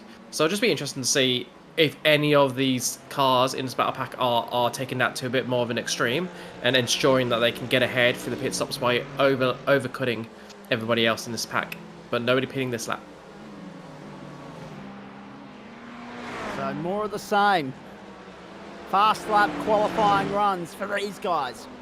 Down the inside on the run to turn 1, Simon Cox on Russ Green. Thank you very much. There's P7. The Merc displaces the BMW. So you've got Merc BMW, Porsche. That's battle. 6-way battle for the top, 6-way fight. 6 through 11 at the moment. And Hazard has got by Cox as well. And Hewitt and Cox are side by side. And now Green trying to get down on the inside. Can't get it done. So Hazard in the BMW. Then the 2 Mercs. Then the Green. hitting the bimmer of wood. That was a beautiful move from Hewitt on Green. Green, of course, was the victim of the turn 1 move by Simon Cox, which was lovely to see. But then because he got a compromised exit, it was able to put Wayne Hewitt alongside, and then he just swept across in front of him into Griffiths, which was a really brave move. It would have been very easy for his back rear tyre just to get nibbed there and send him in the wall. So lovely from Hewitt, and that's a touch of the wall by Green. Just needs to settle down a little. He's lost 2 positions, and now needs to be careful not to push too hard and hit that wall any harder. Otherwise, he could do a bit of damage, and that could really hamper his race. Dench with a 201.937 last time by, boys. 201.937. So we're into the ones, and Dench has lowered the benchmark. No one coming near him as far as outright lap speed is concerned at this point. Reese late into the stint. We're into the 23rd minute of play. At the end of lap 11. Dench is on a mission here to wrap up title number 7 with 1 week to go. It wouldn't be the first time in the 7 peak that he's done it. It would be one of the more impressive runs to an early championship triumph. Mitchum, Birchnell, Hazard dive for pit lane. Going in with them is also Richard King and also Ian Stahl-Hansen. So now we're in that very much critical lap window, that fuel window there where the boys have run the tank as dry as they can. Those that have been able to save a little bit along the way might eke out an extra lap. That's certainly what it looks like is the case for those that are in the top 10 at the moment. Dench, Knight, Merritt, Cox, Hewitt, Green, Grissett, then Wood, Martin, Riddell have all benefited from the fact that they've been able to go a lap longer. But track position will favour Mitchum, Hazard, Birchnell and King when they come back out, given how long they were on pit road for in transit to their respective pit boxes. Before all those guys had worked on by them, Mitchum rejoins in 15th place. Just ahead of Birchnell, Hazard, King, Stahl-Hansen and Liam Reston on the charge at the moment. Liam's up to 18th. So maybe the early pit stop has worked wonders for Liam Reston. It was uncharacteristic for him to start that far down the field. He started down in position number 29. He's now up to 18th. We ride on board with John Merritt chasing Jared Knight. Down through the S's, then to the dipper, then the run down to the elbow. It's a one-line groove through here. The next best overtaking opportunity would be Conrod Straight, the end of the run down to the chase, the kink there, if not the braking zone, but he's nowhere near close enough to bother Knight at the moment. Although he punched out his fastest lap of the night thus far previously, 202.473 last time by. Yeah, and that 202.723 was actually beaten by Liam Reston last time around. He's lapping at the pace of the leaders. So is Andrew Hazard. Hazard and Reston, both in the 202s. Richard Mitchum, another in the 202s. But yeah, faster than most of the top 10 at the moment after those 3, 4, 5 drivers from the top 10 pitted. So it'd be interesting to see what they can do. And Dench, Knight, Merritt, all in the pit, all on the same lap. There will be no difference in terms of laps in the pit strategy, but let's see who spends more time up on the jacks. Here they come. Russ Green was temporarily off the road on the run to the pit lane, so not the cleanest run to pit road for Russ Green. Everybody else in. The top 10, 11, should be 12, 13, 14 all on pit road. If Dench can only go to lap 12, so should everybody else. He's usually the benchmark on that sort of front. They make their way through. Dench, Merritt on the jacks. Knight and Green as well. There goes Dench. Must have been tempting to underfuel if you're Merritt or Knight. Just get ahead of Dench, see if you can disrupt him a bit. But no, they do the sensible thing. Take a full, well, I assume it's a full tank of fuel. And interestingly, Jared Knight stationary for 5 seconds longer than John Merritt. So Merritt evidently doing a bit of fuel saving. Knight not either that, or it's just the difference in the amount of time it takes to fill up the Beamer versus the Merc, because Merritt has got a comfortable lead on Jared Knight now, whereas the orders are reversed on the way into pit lane. And look at this. So many drivers on the straight, and Reston in 8th. Reston has made a massive gain in his undercut. Yeah, so he's essentially done his final stop first in terms of pitting on lap 6. That's right. So he will have it invoice to pay later on, as you would say. He will, but yeah, it's given him track position which he needed, because he obviously didn't qualify well, or if at all, so he was stuck back in the pack, and now he's up the front where he feels he probably belongs, and now he's going to try and get as far forward as he can without causing any resistance. Oh god. That's not. Uh-oh, Ideal. trouble Oh, that's Simon at Cox. the cutting. It is Simon, Simon Cox was involved in that. But it's Wayne Hewitt and Russ Green would have been caught up and compromised, I believe. Oh, more trouble at the top of the mountain. This time it's Dave Riddell. Now, if there's any more carnage like this, race control might not have a choice. They might have to neutralise it. And that would change everything. That would change the game totally. 33 minutes left on the clock. Liam Reston will be due on pit road before anybody else. And a safety car now would very much help him achieve that. Have we had a single safety car all season? No, but never rule it out, especially around this place. Thankfully, at the moment, they've cleaned it up and they've got on with it. Hazard! Oh, we had some pressure looming there from Reston. He's been able to keep him at bay. Whoa, look at this. Ian Stahl Hansen's in the thick of it. So too John Wright. So too Jaden Aitchison. Freight train to the bottom of Conroy. Well, I think all these drivers, their position was compressed by this instance through the cutting and across the top of the hill. So they've come down the hill all right next to each other, and that's just meant absolutely chaos through the chase. But thankfully they've all got through very cleanly, and a few moves there. Sorry, I won't be able to call them out individually. There's just too much going on. And Wooden, Green, and Riddell all in the pits, as is Ian Stahl Hansen. So we're starting to see those drivers that were affected when Hewitt got caught up in that as well. A bunch of the drivers that were high up in the top 10 very easily at the beginning of the race, all out of it, which opens up a fantastic opportunity for those drivers that tend to finish around the 15th place spot to get a top 10 at the Panorama round of the season. Here, it was Wayne Hewitt that went round, and then watch this. Oh, 1, 2, 3, 4, 5 cars involved in that. 5 of them, 6, 7 sustaining damage. Yeah. Disappointing way for so many of their nights to come to a grinding halt. So that's Nick Wood. Everyone will be... Nick Wood also probably got the hardest hit there.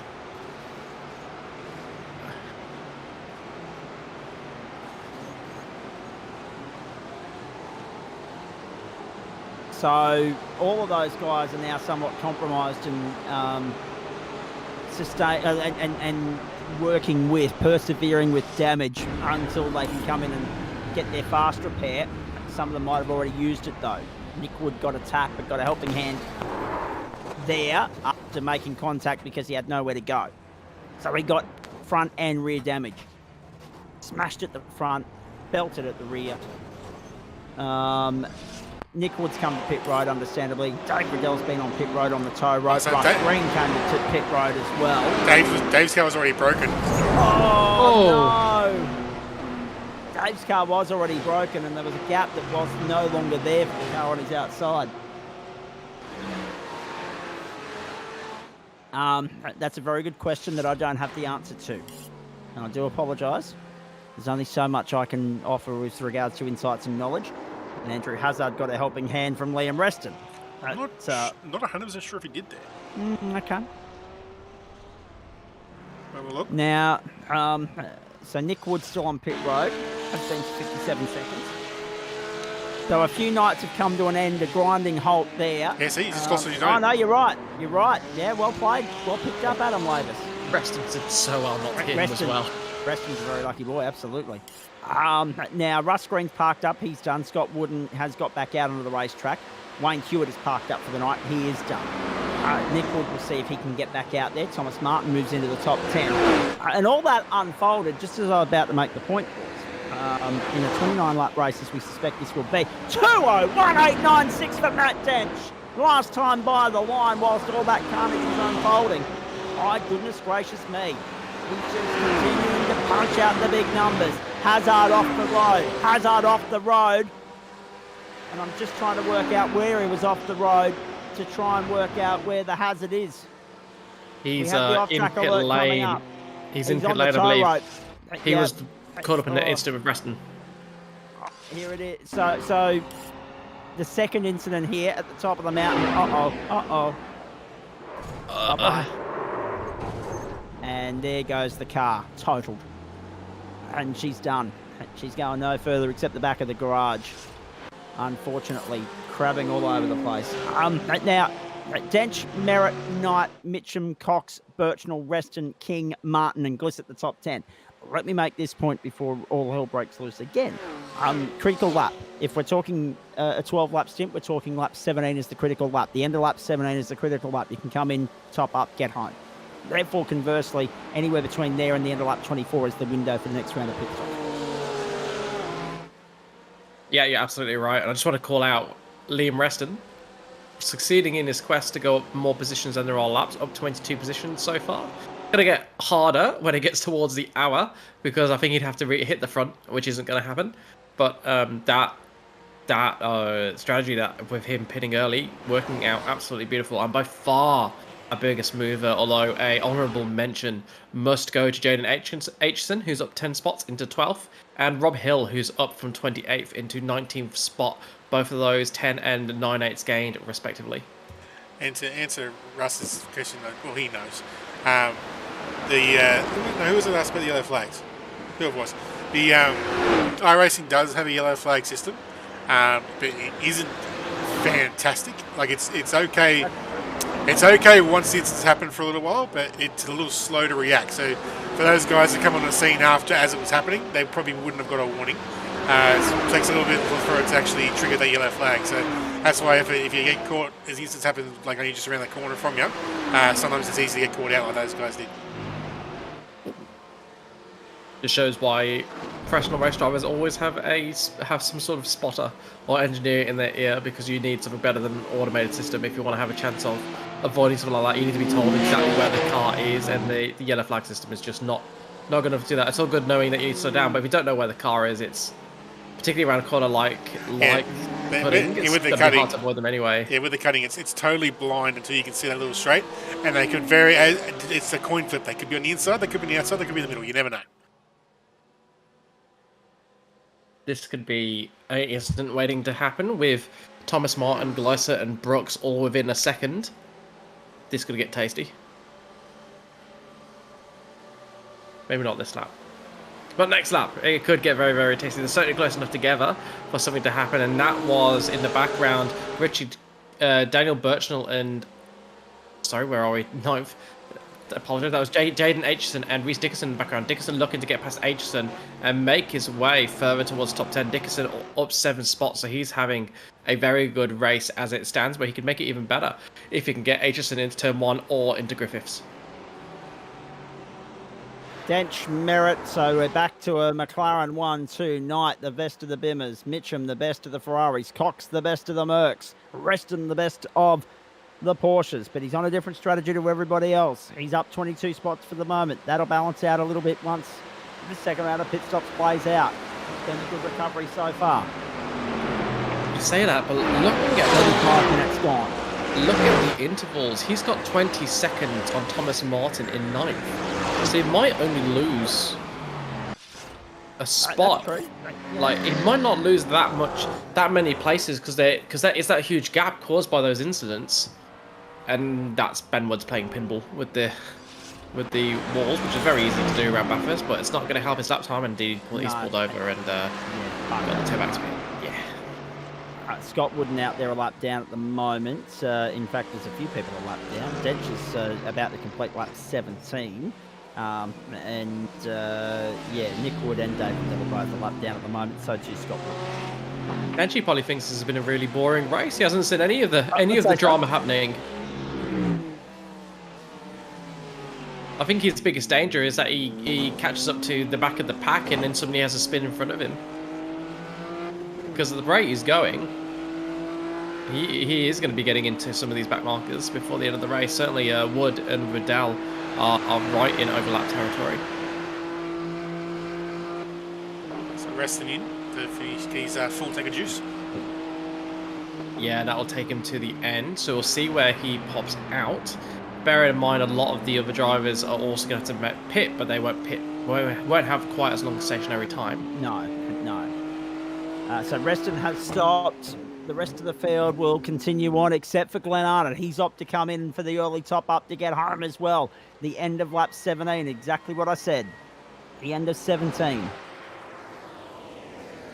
So there's the critical number. It's a 12-lap stint for those blokes to get home from here. And Reston would have been well aware of the numbers because he would have crunched them before we got going. He would have been aware of where his markers were.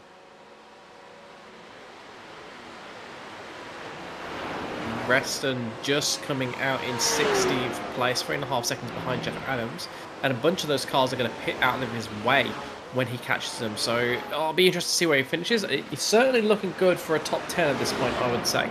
Yeah, he loses a few, about probably 3 to 5 seconds in the stop. Actually, no, he's not too bad. He took 17, 18 seconds of fuel, so probably about 4 seconds maybe. But he's got clear track, so he can press on here and try and close that gap even more than he has already. That's Dave Riddell in pit lane as well. I think he may be retiring from the race. We'll have to see. Scott Wooden still running. What's happened here? Not good. And the Mountain claims another car. Mountain's hungry today. It always is. It always is. There's never been a day out at Mount Panorama where the bill has been less than expensive. Let's put it that way as far as damages and repairs are concerned. Don't think Merritt, Knight, Mitchum and Cox the top 5. Cox the best of the movers thus far, up 3 spots as far as the top 5 are concerned. No one else has moved from where they started. 4 spots gained for Richard King, 8 for Thomas Martin, 9 for Greg Brooks and Reece Dickerson. We've got Oscar Glissett coming to pit lane. 8 up for David Christensen. Liam Reston still up 14 spots. He's fueled to the end. And 9 spots gained for Jonathan Hooper and 11 for Rob Hill. 2:01.709 for Matt Dent. Wow. And a 10-second lead. Oof. He is proving why he is about to become the 7-time champion. 7. Lucky 7. He's going to have to start thinking about his car for next season. What could he win a championship in next? He did say last week the Ferrari, didn't he? Yeah, but the problem is the Ferrari's being replaced possibly. There might be a new Ferrari coming out. True. So everyone will be in a Ferrari. I think we should get to pick his car. Ford GT. Yeah. That's what it's going to be. We'll press the case after the race. We'll see if we can get him to commit to it. Maybe not after this race. Maybe next race. We'll see if we can get him to commit. We'll work some Zach magic. I'm sure he can be very persuasive. We'll do our best. We'll do our very, very best. So Dench the leader, Merritt second. No one else is in the ones at the moment. No one else is in the ones. 2:02.2 for John Merritt. Yeah, it needs to be the Ford. I agree. I totally agree. 2:01.597. He's taking this McLaren to uncharted territory. He leads the race by 10.5 seconds. Matt Dench is making a statement tonight as he secures title number 7. It's not done yet, but it may as bloody well be. It may as well be, and that is confirmation we do need to start a go forward me for Matty Dench. Yes, I like it. Very nice. Oh, fresh on the back of Father's Day, there's an ultimate dad joke from Liam Banks. And happy Father's Day to all the dads out there for yesterday as well, including the many dads within the ranks of the Gentlemen's Sim Racing Club as well. We hope that it was a magnificent day for you as we pick up David Christensen here down to Murray's. Yeah, David Christensen looking to put pressure on John Wright. Less than half a second between the two of them. Again, going to be looking for a move into Griffiths. Not close enough into turn 1, but if he can get a good exit, he will set himself up nicely. Both in the Porsches, so no difference in the power of those two cars. Of course, there could be a difference in wing levels, which would affect the top speeds. But in all likelihood, with the slipstream, he should have enough pace to get alongside and get himself in a position to make a move into Griffiths. And just behind them, you could just see Liam Reston, and he's looking to pick off Jeff Adams as his next victim. And earlier on we saw Gleiser in the pit, and he is down in 19th after that stop, which is lower than I thought he would be.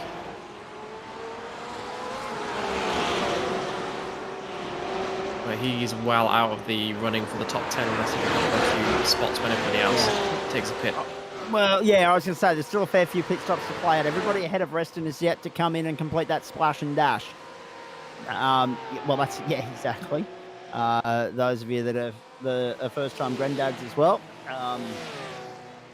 stepdads, about to be dads, all in something. Let's just put it that way. John Merritt at pit lane at the end of lap 20. Yeah, so pitting before Matty Dench, not going to make a difference. That interval was over 10 seconds before he pitted. Far too much to claim in any sort of pit strategy shenanigans. Does promote Rd-9 in seconds, who just hasn't had the pace to catch back up to Merritt. The gap was artificially extended through their first pit stops, and instead has been under a lot of pressure from Richard Mitchum. He's been within a second for about the last 4 or 5 laps, basically ever since the first round of stops. So it'll be interesting to see if Mitchum can get himself onto the podium before the end of this race. That's a battle we need to watch the front, and that's Reston getting past Jeff Adams. Very nicely done. And clinical from Liam Reston. Very nicely done. John Merritt returns to the racetrack in 7th place. Well clear of Thomas Martin and Greg Brooks. So everyone back to Reston. Whoa, geez, that was a wide run out of Murray's at Reston, but he gathered it up nicely. Everyone between John Merritt and Liam Reston yet to stop. Everyone between Matt Dench and John Merritt yet to stop on the race order. In fact, Matt Dench yet to stop as well, but he's that far out in front that it doesn't well bloody matter at this point in time. It is just clutch dominance from Matt Dench. And not unsurprising. We will go to Road America. We will go to Road America with the championship wrapped up. The fight for the minors will well and truly be alive. We know that the title, the top step of the podium, is very much there for the taking in the AM split. But for those of you in the pro split, keeping an eye on your favourites there. They are playing for the minor placings and have been for a while. Looking at the timing, Tara, it's been a very tough night for the 24 boys. 4 of them down the bottom there. Yeah, and Dench is in at the end of lap 21. Matt Dench is on pit lane at the end of lap 21. Here comes Rd-9. This might be the only time anyone else other than Dench leads the race. Yeah, Rd-9 is going to go round again. So he will inherit the lead of the race. It's a blemish on Dench's race record. Yeah, exactly. Obviously lost it. So he won't lead every lap of the night. He'll just lead the most of them. But there's Knight and Mitchum and Birchnell continuing to run the tank dry. Simon Cox comes to pit lane at the end of lap 21 as well. And Dave Riddell and Andrew Hazard are also on pit road, but have been for a while. Riddell for 7 minutes, Hazard for 13. Still 23 cars on track, still 23 running. Remember, 75% race distance here is going to be 23 laps out of the 29, I would suspect. So anyone that can make it to that number should be okay. I think Lee Reston's about to make another spot. David Christensen, the next driver on his kill list. And he's not going to get him here, but I think he's going to get him into Griffith shortly. The pace he's got has been absolutely phenomenal. He's just made another couple of positions as Cox, Chiplin and Hooper all pit from in front of him. So back up into 12th spot.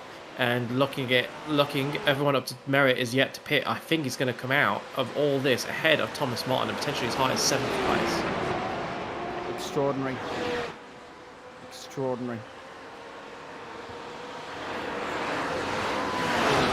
But Christensen putting up a stout defence here. That's going to slow Liam down. Does not need that if he is going to make all of those places. Actually, no, 22 will get you classified here. 22 will get you classified. If we get to 29, if we went to 30, you would have had to have got to 22 and a half laps, therefore 23. But with 29, you can get across the line at 22 laps and be classified on 75%. Apologies to anyone I messed up tonight. Should not have attempted to race with how I feel from Ben Woods. Woodsy had a shocker of the night, unfortunately, parked up at the end of lap 15. There goes David Christensen. Oh, how did he get away with that? Monster moment, heading to the elbow. Surely he's got damage. Surely. Oh, you'd have to think so. How could he not? He's just been breezed by there on Conrod straight by Jeff Adams. Have a look at this again. Locked it up, clouded the wall, 1, 2, 3, bang. It'll be the entire right-hand side that's damaged as a result of that. Steering straight. How is it straight? I've got no idea. I have no idea at all. And Christensen comes to pit lane now. He was due in anyway to complete a splash and dash here. Dench has only lost 3 spots, so he's out in 4th place. But the 3 ahead of him are yet to stop. John Merritt, the next best placed of those that have stopped. And that's no surprise. Martin, Dickerson and Wright still yet to stop. Martin, yeah, you're right about Liam Reston. You're absolutely right about Liam Reston. He's going to be potentially 6th out of all of this. Just extraordinary. I mean, he's only, 9 seconds down on Thomas Martin. That is a hell of a drive from Liam Reston. There's your driver of the night as far as GT3 Pro is concerned. Forget about everything that Matt Dench is doing at the top end of town to wrap up title number 7. To get around here through the field the way Liam Reston has on arguably one of the most notoriously difficult circuits that we visit, that's a hell of an achievement. I don't think there's any arguably about it. It just is one of the most notoriously difficult circuits that we visit. At the top of the hill, the car gets so light. It's so easy to spin there. Going up the hill, it's so easy to spin. You have to get so close to all the walls to get any sort of time. The cutting is an absolutely deadly corner. Forest Elbow, it's so easy to just understeer and hit the wall. It's so easy to get the bottom of the chase wrong. Literally every corner is just waiting to destroy your car. So there's no argument about it. It just is one of the most difficult tracks on the calendar, and that's why it's one of the best tracks whenever we visit it, because there is so much danger around here that there is a drama every single race. Clissett there in 12th place at the moment. Mitchum and Birchnell come to pit lane. The top end of town, with the exception of Jared Knight, now just about cleansed. Matt Dench leads John Merritt by... Oh, hang on. Richard Mitchum out onto the racetrack. Here comes John Merritt. Richard Mitchum is 3rd. 2nd on corrected order because Jared Knight is yet to stop again. And all of a sudden, Merritt's plan to be 2nd at Dench has had a spanner thrown in the works. There's a Ferrari potentially standing on the outright podium tonight in GT3 Pro. He threw that Singapore spanner in there. Absolutely. No one saw that coming, with no disrespect to Mitchum, of course. Yeah, well, I bet and Reece Dickerson out onto the racetrack. Who else is yet to stop? So Thomas Martin, Matty Dench, Jared Knight, I should say. So the 2 bimmers, Knight and Martin, yet to stop. John Wright yet to stop in a Porsche. And that's it. That is it. And we've got 5 laps to go next time by the line. Wouldn't this be a lovely consolation? Well, consolation. Wouldn't this be a lovely achievement for Twitchyfoot Racing? Multiple drivers all crashing out, and here's Richard Mitchum holding the flag up high, looking to plant it firmly on the podium. I hope for those Twitchyfoot Racing guys that are watching the broadcast after their own races have come unstuck, I bet they're all cheering them on, and I hope for their sake that he's able to do it. As much as I'd love to see Merritt come in and get a good result, it would be wonderful just to bring this home for all of those Twitchyfoot Racing guys that have not had the luck with them tonight. We've also got Daniel Birchnell as well in 5th place. So they've got two up in the top 5, so they're still not down and out yet. Of course, when you do buy about 10 lottery tickets, you hope one of them's going to come good. It's great to see the support that Twitchyfoot Racing provides at GSRC. They are out in force each and every week in the GT3s and some of the other categories. So it's wonderful when they can get a good result, and hopefully we see them here for a long time to come. And yes, Jared Knight has pitted. Really good, considering we're thinking that perhaps he got undone with the fuel saving the first time around with Jared Knight, with John Merritt able to jump in. And has he done the reverse? He's got passed back with both of them. He was undone in the first stop, losing out on the fuel. He's completely turned it around in second stint. Comes out in 2nd place ahead of Merritt and Mitchum. Brilliant. And there goes John Merritt going down the inside of Richard Mitchum as well. Merritt back to 3rd. And that's now on corrected order, and he's got 1.6 seconds to claw back on Jared Knight, who punched out his fastest lap of the race last time by a 2:02.3. This race is now all of a sudden well and truly alive. The battle for the minor placings. Dench is 15 seconds to the good. He got 3 manufacturers behind him fighting for the last 2 spots on the podium. Hey, what about Daniel Birchnell? 5th place. Liam Reston is 6th, up 23 spots. Greg Brooks is up 10 spots in 9th. Thomas Martin 10th in all of that. There are 2 Bimmers in the 10. There are 4 Porsches, 2 Ferraris, 2 McLarens.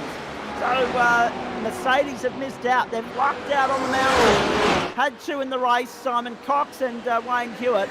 Simon Cox is 15th. After a 55-second pit stop, he got done. He got held by iRacing, I'd say. Oh, there's another defining moment for Simon Cox. How many seconds is that he's lost? 40 seconds there. That has taken him. Yeah, 40-second stop. He would have been 6th. He would have been ahead of Liam Reston on those numbers. Wow. Another spanner thrown in the works with 8 minutes to go at Mount Panorama.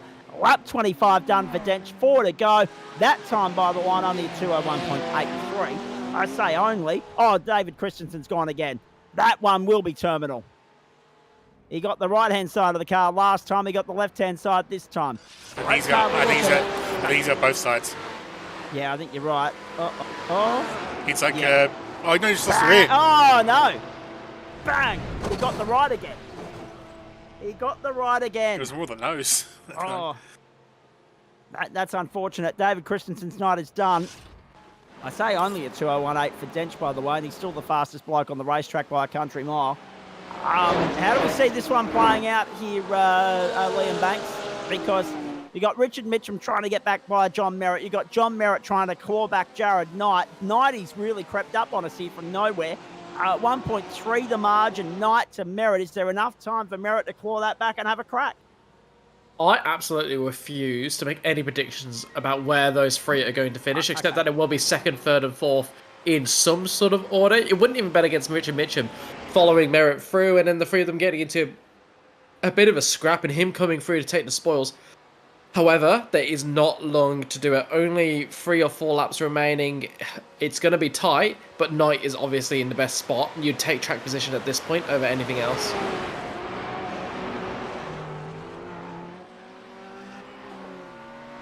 But let's see, because Merritt is not a guy you want behind them. You don't want any of these guys behind you. Let's be blunt. They're all absolutely fantastic at what they do, but Knight with the advantage at the moment, 1.5 seconds ahead of Merritt, although Merritt will get a nice bit of tow down the straight. Mitchum's going to get an even better tow. I think the key thing is if Mitchum gets any closer to Merritt and Merritt starts having to defend, then it's game over in terms of the battle with Knight. If he's able to keep Mitchum behind him at arm's length like he is right now, run the lines that he wants to run, he might just have enough to catch Jared Knight, but on the evidence of this lap, he's going to need a little bit more. Just a little bit indeed. It's 1.4. The other downside with Simon Cox getting that unfortunate penalty is it's robbed us of having all 5 manufacturers in the top 7. Agreed. Let alone the top 10. Well pointed out, Adam Lavis. We are approaching 8 o'clock server time.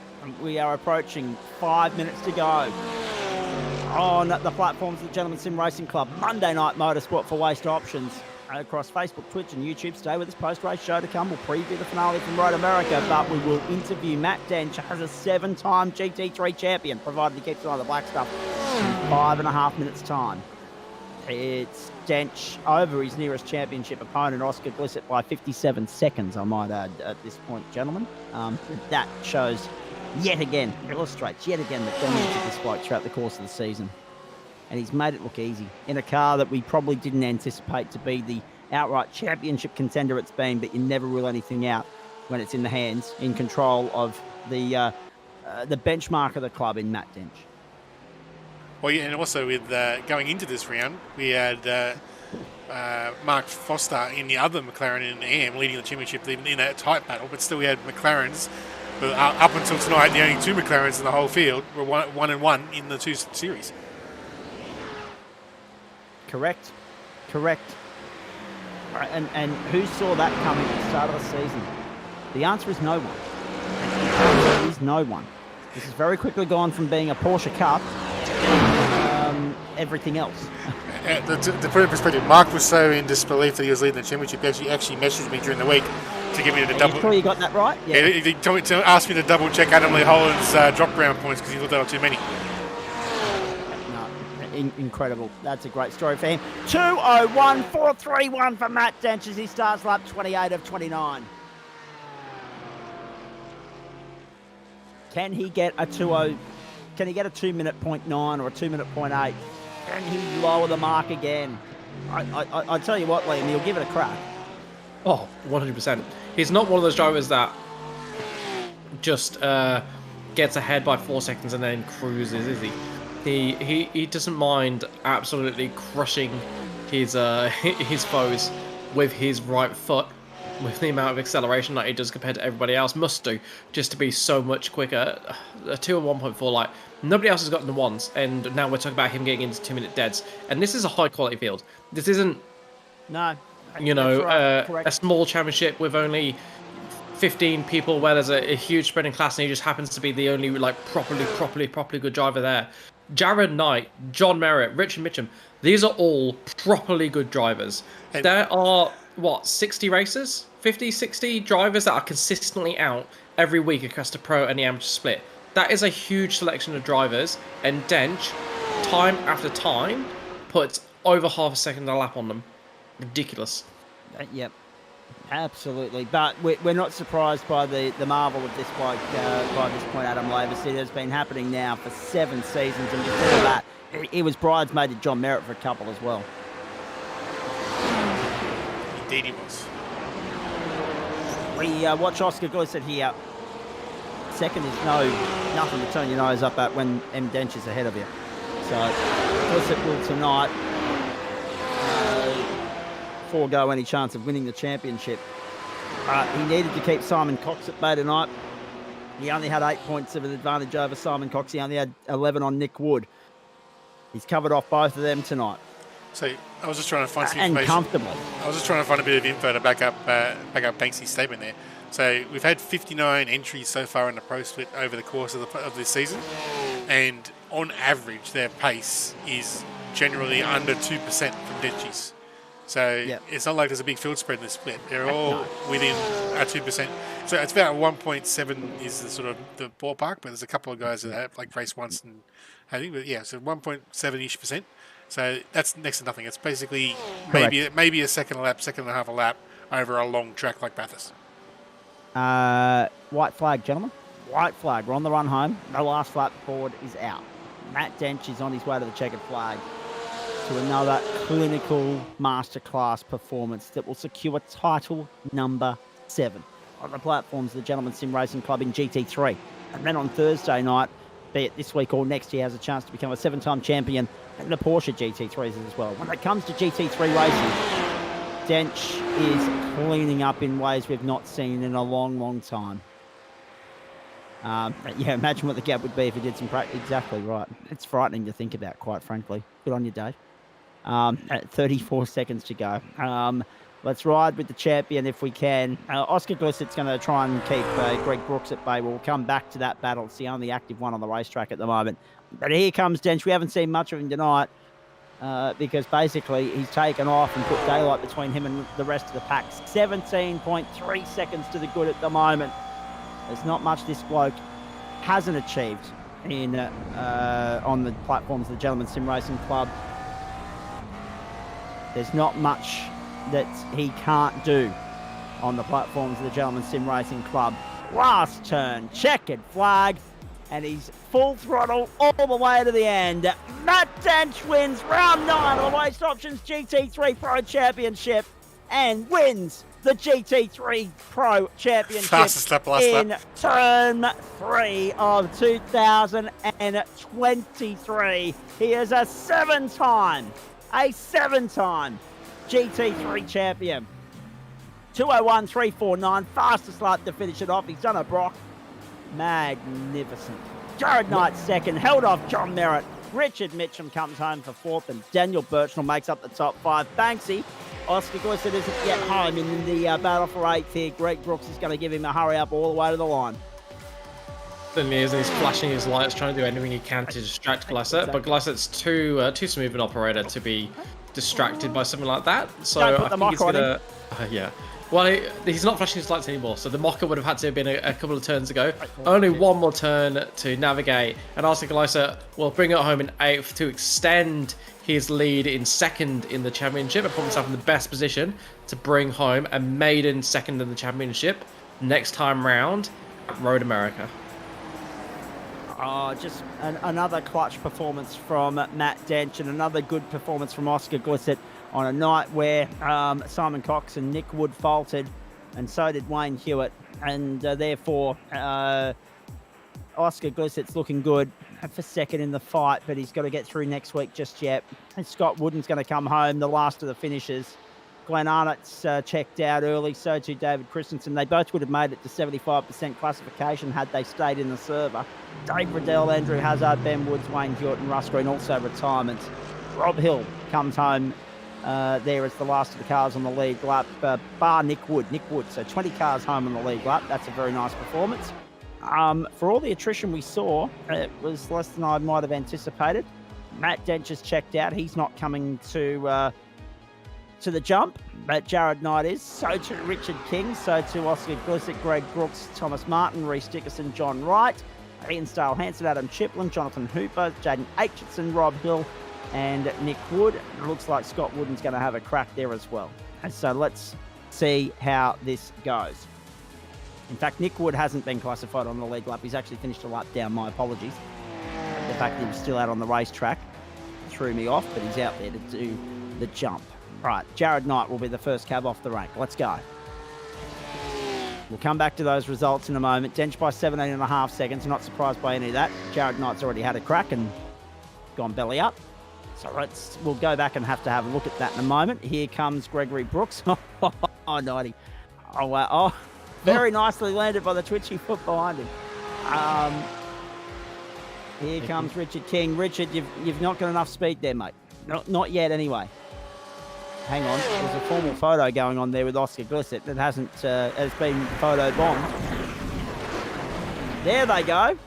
Flying high. Oh! Wow. Love it. So do I. That's why Richard King wasn't even having a crack at it. Oh, no. He's just there for the sake of it, I'd say. Oh, that was landed it. That Porsche just landed it. Was that Ian Stale Hansen? I think so. Yeah. So we'll hopefully see some replays of that very shortly, just to show you all the ones that we caught and all the ones that we missed. Here come Reece Dickerson and co. Side hustle. Not bad. Oh, the follow through not all that great from Dickerson. In fact, all of them have clouded concrete on the way through. But they did it in tandem. They did it in unison. Very nicely done. Oh, we love a night out at Mount Panorama. There's no doubt about that. Oliver Patterson's actually dropping on by for a chat with us here, and that's interesting because he's one of the stars of GT4 at the moment, and it's nice that he stopped on by to have a chat. Oliver, did you have a run in GT3 AM as well, mate, or are you just here to have a chat to us about GT4? Yeah, I was in GT3 amateur, I think. Okay, how'd you go there, firstly? Let's start with that.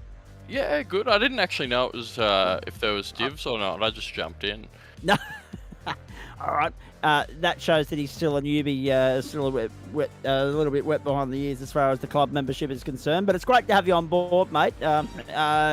Adam Lavis will be in touch to assign a division to you in due course, I'm sure, if you're going to be a regular in GT3. That being said, there'll be a few of you that will ring in to have a crack here because it's Mount Panorama, and I think that cements your fate for future attempts here, mate. So I think we might be seeing you in pro in due course. Congratulations on the W over Ryan Wooden and Adam Lee Holland at 3 seconds in the end, and very competitive running up front there. No real blowouts. Unlike here, where Dench has won by 17 seconds. They got 27 laps in as opposed to the bottom split's 29. The top split's 29. So am I to assume that you might have had a safety car intervention there? Yeah, we got a safety car. There we go. Very early. So sort of threw a spanner in the works. We were dead set lucky that we didn't have one here, to be honest with you, mate. Hey, I mean, congratulations on the W there. Well done on that. Thank you so much. it's been a while coming, a strong result for you, because we've been very impressed, and we haven't had a chance to have a chat to you, of course, but we've been very impressed with what we've been seeing from you in GT4. And for 11 3/4 laps around Suzuka tonight, it was fairly impressive. You just brought yourself, you tripped yourself up, brought yourself undone at the final Casio Triangle there. Yeah, it was pretty average, but yeah, just got to put it on myself and be better, I guess. Very nicely done. That being said, the Porsche's going well, mate, and you set up nicely for Magny Core next week. It's been a very competitive GT4 championship, hasn't it? Yeah, it's pretty tight. Like, I mean, there's not even half a second between the top 10, so it's really just getting lucky and making sure you got your practice in. And how crucial is practice for someone like you? Do you rely on that wholly and solely from a confidence and setup standpoint, or can you arrive on short notice if you have to? I don't like to arrive on short notice, but generally that's what happens. So yeah, I just have to. It's you're scrambling around looking for a setup, and I mean, if you're doing your own setup, it's even more time. So yeah, I just do what I can, and if I'm in the top 10, I'm generally happy. All right, mate. Hey, very nicely done. Now, with this confidence-boosting performance in GT3, do we see you here on a more regular basis? Yeah. Well, I like this track, so that's why I jumped in the end. This is like easy for me. I don't have to do any practice. I did a couple races yesterday, so I was pretty prepped to do it and had some sort of set. So yeah. Do we expect to see you pop up in other race service throughout the club on any other night of the week? I mean, we've got Porsches on a Thursday, we've got production cars there as well, mate. They're also on broadcast, or is it strictly a GT3 diet for you? Yeah. Oh well, I'm sort of GT3-4, I should say. Yeah, I'm normally up on the supercars, so GT4 and GT3 are just a little bit of breath of fresh air and something different. Yep. Yeah, so I think I might have a look around and see what I can stop by for. And I guess GT. So there's two questions here, twofold with regards to both GT4 and GT3. Turn 4 is just around the corner. It launches September 25 on the platforms of the Gentleman Sim Racing Club. You can join us live for that. I won't be here that night. I've got a date with the Sydney Opera House and Delta Goodrem. The concert, not the girl. I just need to clarify that, as disappointing as it is. Now, just going back to that, though, there'll be some BOP updates dropping very shortly. Will that alter your decision with the manufacturer that you go with for next season, or will it be calendar dependent, or will be other factors that drive the decision to stay or go from the Porsche in GT4? It might be just a bit of a simplicity thing, and I mean, I know that car, and also like I don't have to buy another car. I might just stay with the Porsche. Seems pretty balanced. That's fair. Hey, by the way, what was it like being the odd one out tonight? Because you had 3 Bailey Ladders cars, the Aussie racer boys, all around you. You were surrounded by them. Yeah. I wasn't sure. I was like, is this the same guy? But yeah, no, it was fine. It was good. I had a lot of fun, and I had to go to the back of the grid because I went over the yellow line on the pit exit. So then I had to fight back to the front after the safety car. So no, it was good. All right, mate. Hey, well done. 1 from 1 in GT3 in the AM split. Looking forward to seeing you in the Pro split at some point with performances like that. Thanks for that. Enjoy the rest of your week. Thank you so much. Bye. There he is, Oliver Patterson. Let's bounce across him. Let's go to Ryan Wooden, and let's also go to... I saw him here a minute ago. Mark Foster's here. Yes, he is. Matty Dench is here. So too Jared Knight and Greg Brooks as well. Want to get to you three gentlemen in just a moment, particularly Jared Knight, actually, with some analysis on Suzuka just quietly, but that's another story. Ryan Wooden, welcome into you. Well done. Good result tonight. That championship fight is going to be on next week at Road America. You guys must be frothing at the mouth at the prospect of what might unfold there. Couldn't ask for a tighter championship scenario. There's, 5 or 6 of you still in contention? Yeah, absolutely. It's been a pretty good season, this one. I've felt like I've been a bit off pace towards the beginning of it, but starting to find some traction, and I think I just completely lucked out tonight. Bathurst is not a strong track for me, but managed to get caught up in a safety car at the top of the mountain, and pit strategy prevailed, and it just put me at the front and was able to keep it clean. Had some good battles with Adam Holland behind me, but Oliver was he was rapid. I couldn't keep up with him. So, but happy with tonight's result and pretty happy with how we're going as a team in this season. It's we're doing all right. Indeed, you are. It's been. Hang on, that was an epic race. I got so much adrenaline. Yes, well, I think we've all got adrenaline running. Pumping through the veins. I'm still shaking a little bit. In saying all of that, it was mentioned actually when we were talking to Oliver about the safety car. Probably a good thing that it was deployed just to calm things down a little bit and settle everyone up. Yeah, no, it was. I managed to split hairs, but still walked away with a bit of a meatball, so I had to quickly pit. I've got a end of line penalty, unfortunately, but everyone else decided to pit, and I had my crew or my Dre digital race engineer telling me to monitoring my fuel and just work the strategy out perfectly for me.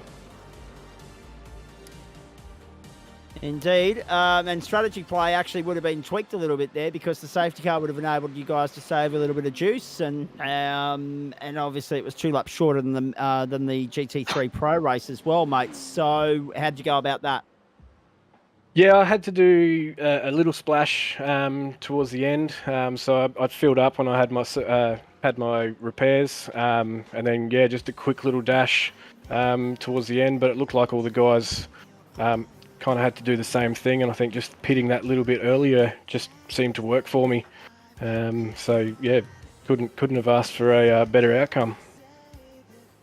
All right, mate. Very nicely done. Initial thoughts on Road America. I mean, it is a great racetrack. There's no doubt about that. It is a tremendous part of the world. We love going there, but it is fraught with danger. We've seen seasons made and broken there before.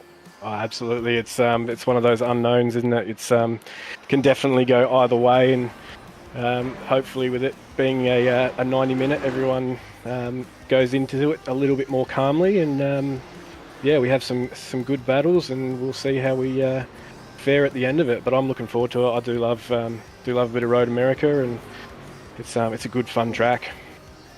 Indeed, it is. Well done tonight, mate. Go well for the rest of the week, and good luck next Monday night. Awesome. Cheers. Thanks, guys. So that's interesting too, because we were talking to Ryan Wooden there, and in the pro split that we were just bringing you as well, Scott Wooden finished up there in 21st position. So the Woodens have got a toe in each pie. Essentially, they've got one in GT and one in GT Pro. Good stuff. Greg Brooks is standing here. We're going to get to him in a moment on the back of finishing 9th and moving up 10 spots in GT3 Pro. Probably would have been an impressive performance had it not been for, or probably would have been a more impressive performance had it not been for Liam Reston going up plus 23. But nevertheless, let's go to Mark Foster at this point in time. How are the nerves at your end, mate? Because we know that next week the championship goes on the line. You were leading it coming into tonight.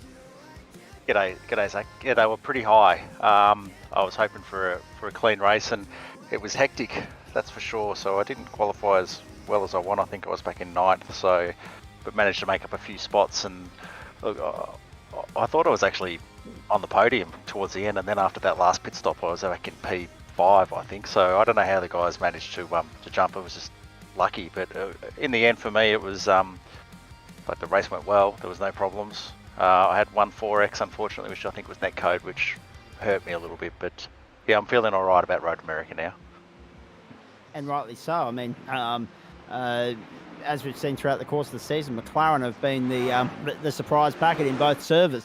Dench doing Dench things here, winning title number 7 tonight, and you in a potential position to ensure that McLaren win both championships next week. But you've got to be mindful of the chasing pack. They'll no doubt be hunting you. You'll have the target on your back, I'd imagine.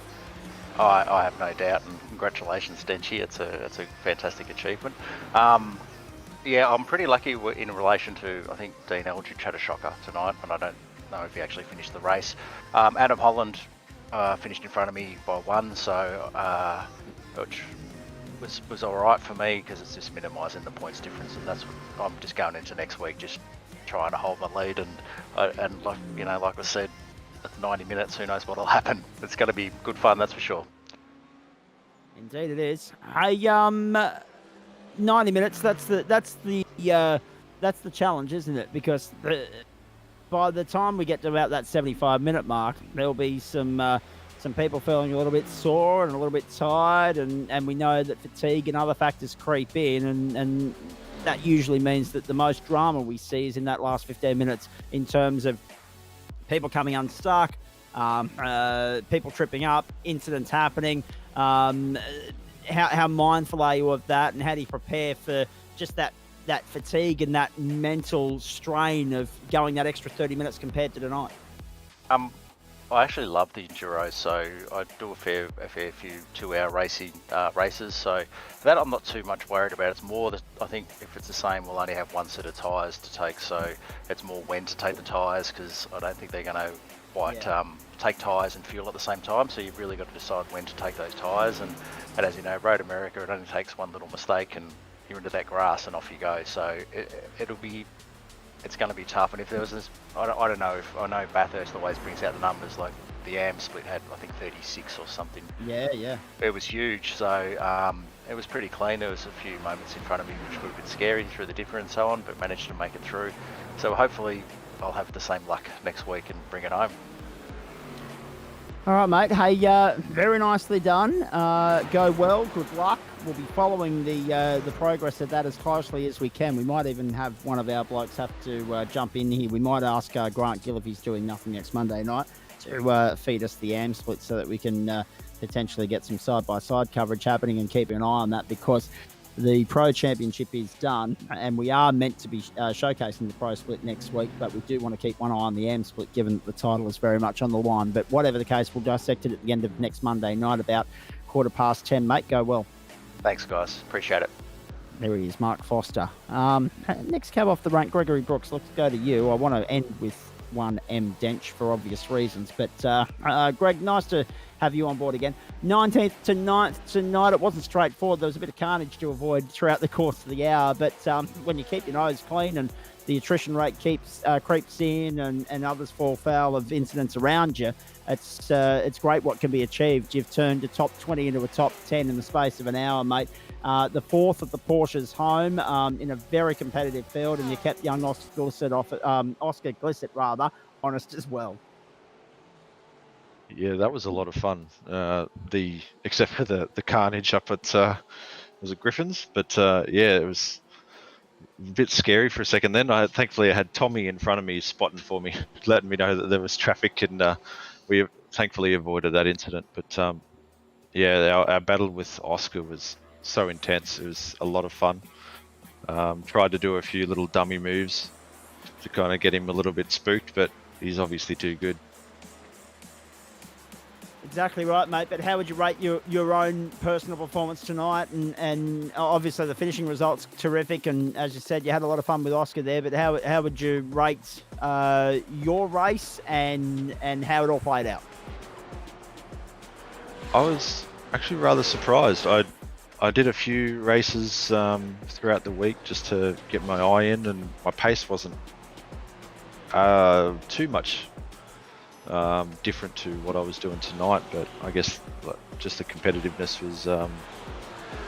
was really driving me. So compared to the rest of the season, brilliant, but yeah, still more to be done, I guess. Indeed, and I guess with time in the car, with time in the rig per se, and just general understanding of a couple of little different idiosyncrasies that iRacing's all about, that'll all come in due course. The pace is there at the moment. It's just a matter of building on that. Yeah, that's right. I always feel like I'm getting better and better as I go along.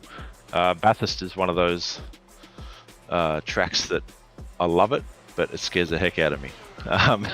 Going across the top of the mountain full ball is yeah, gets your adrenaline going.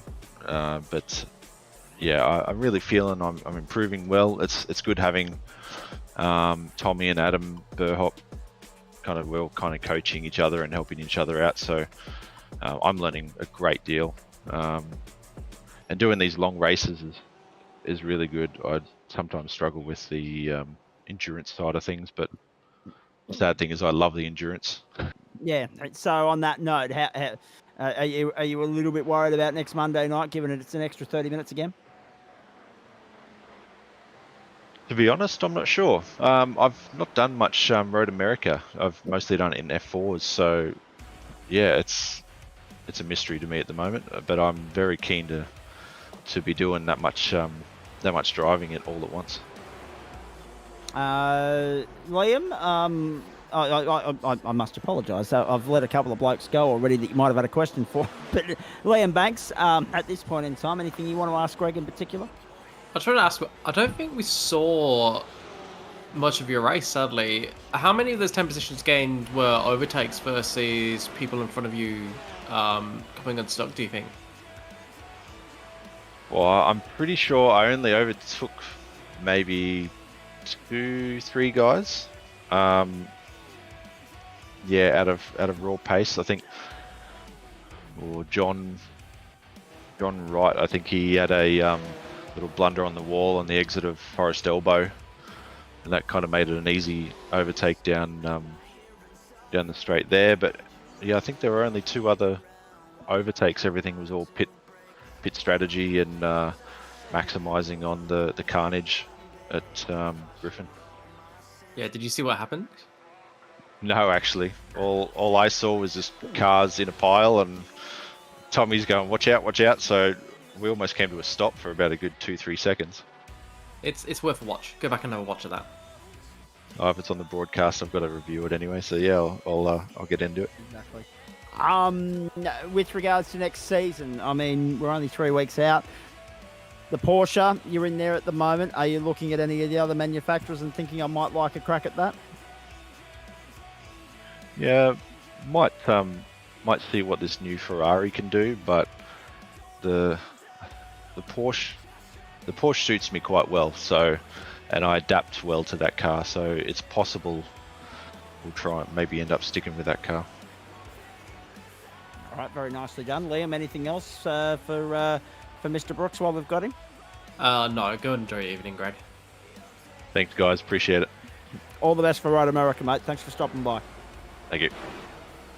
All right, Jared Knight. Let's start with the big blunder that was Suzuka. Let's get the bad news out of the road and then focus on the good, mate, because GT3 really turned your evening around rather nicely. But clearly it's a hate-hate relationship with Suzuka. Yeah, you asked me a couple of weeks ago my thoughts on Suzuka, and yeah, I put it at the bottom of the pile. It is to you what Sebring is to Nick. Yeah. The efforts on Porsche's last Thursday, and then tonight was looking good, and yeah, just a small mistake ruined the race, and yeah, I don't really enjoy that track at the best of times, so wasn't fighting for a podium, so just parked her up and got a couple of extra practice laps in for GT3s. And that paid dividends, didn't it? Absolutely. Second home in that. But I was going to say, with regards to Suzuka, had you been able to get that thing to the finish line, that might have given you a little bit more leverage in regards to the battle for third next week, might have enabled you to claw some ground back on Chapo, who had a shocker as well in the battle for second. I mean, it was always going to be a long shot, but now, next week, Magny Core, if you want to hold on to a podium finish, you've probably got to pull out a W. Yeah, we'll do some laps during the week, but yeah, I'm not overly fussed if I hold on to to third or not, or a podium at all. It's just been one of those seasons where I've just had probably one good race, and then just been on struggle street a little bit the rest. But yeah, we'll see what Magny-Core's got to offer. Just quietly, Banksy, before we go back to Jared and talk about Mount Panorama, 306 for Jordan Malcolm, 301 for Jared Knight, 298 for Greg Favell. That's the most exciting battle on the table at the moment. 8 points covers third through fifth, and it's 3 different manufacturers as well, Porsche, Aston, and Mercedes. So keep your eyes on that. There are 3 Porsches, teammates essentially, fighting for the positions below that, and Oliver Patterson as well. 267, Nick Fodiatis, 265, Michael Hammond, 264, Gary Cousins, and 262, Oliver Patterson. So there's 5 points covering those blokes. Everything to play for in positional terms next week in Orbic Australia GT4. Let's talk GT3, Jared, because Denchi was in a different postcode, but you snuck up on us there in the second stint and pulled off a Swifty to get the better of John Merritt. Very nicely done.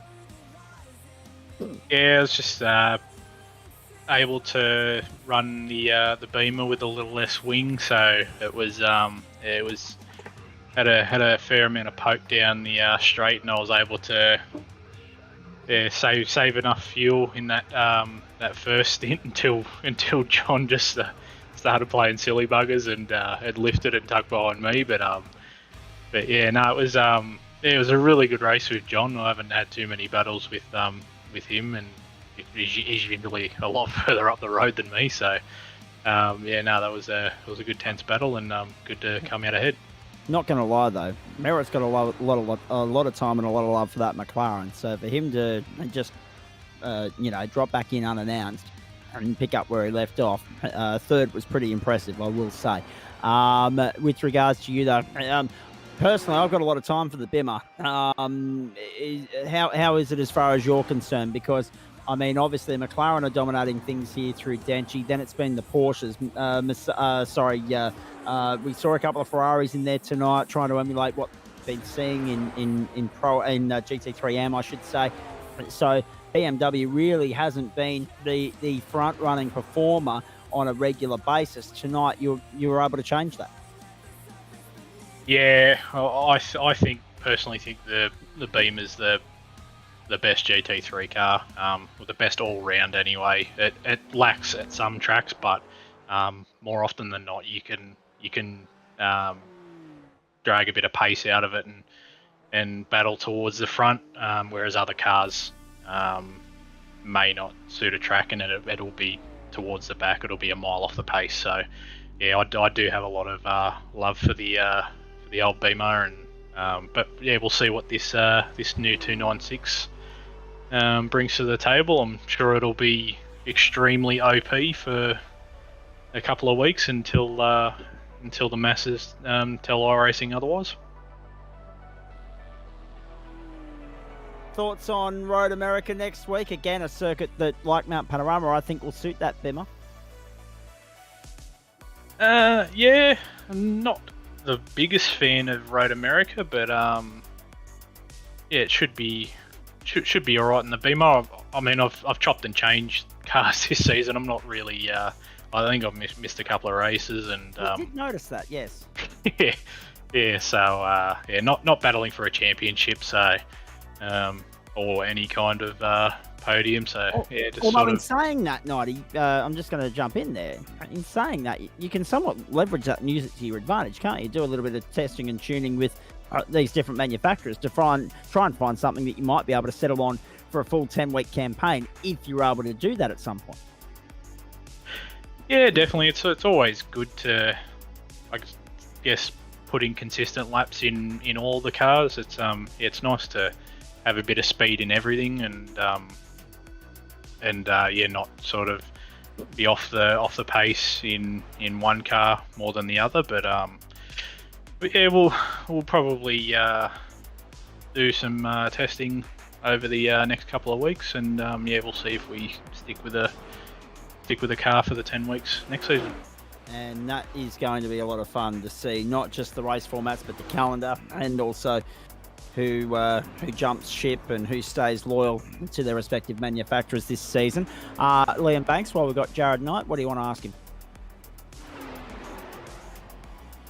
We're on the spot there, actually.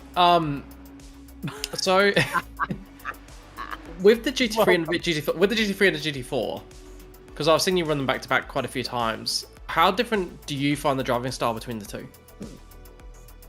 Not overly different. Obviously, the GT4 lacks the downforce, but the power's still there. I think the GT4 you can sort of finesse your way around the track a little bit.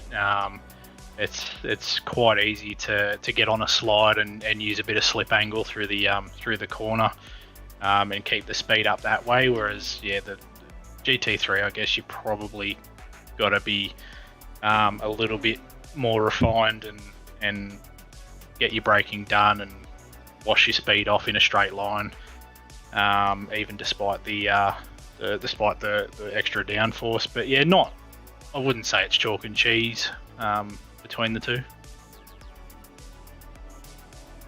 Yeah, excellent. That must help when you're trying to do both in one night. I'm always amazed when people like you are able to do that and be competitive in both. Yeah, definitely.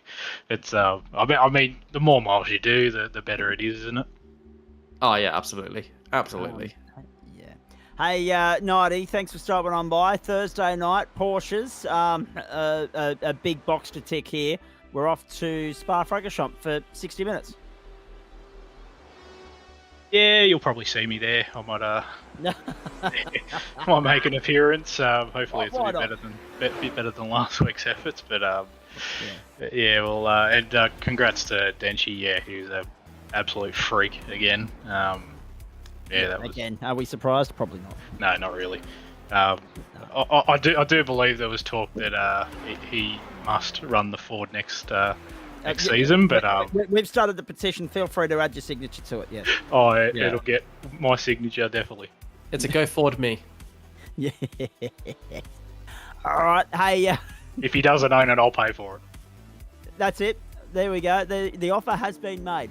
From Jared Knight to Matt Dench. We'll pick his brain on that in just a few moments. Nighty, well done, mate. Thank you. You're dismissed at this point.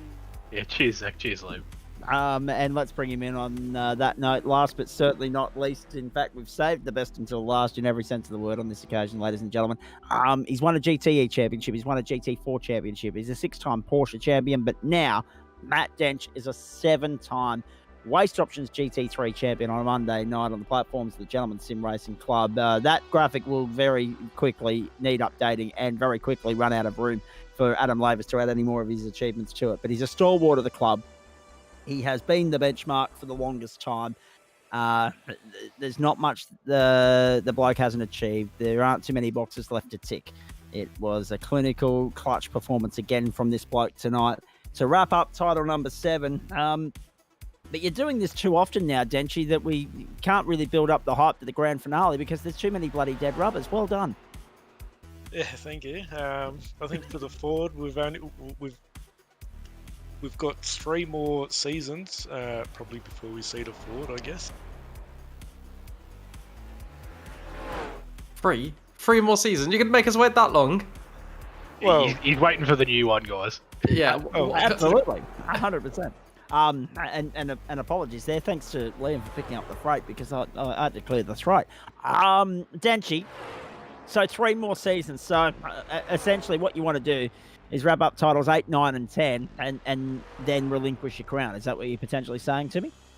Well, I guess since we've already wrapped this season up, we could possibly bring it out next week on a Monday Absolutely night. You could. Absolutely you could. Anyone that would like to see Denchi, and this is a club thing as well as a viewer thing, anyone that would like to see Denchi have a run in the Ford next week, most likely starting from pole position, leave the comments below and leave them on our social platforms, leave them in the group threads, in the chat threads on Discord, leave them anywhere. Anyone that wants to see Denchi having a crack in the Ford next week now that he's got this title wrapped up, I'm all for it personally, Liam Banks, because there's already been enough car hopping throughout the field for this season, so why not Denchi as well?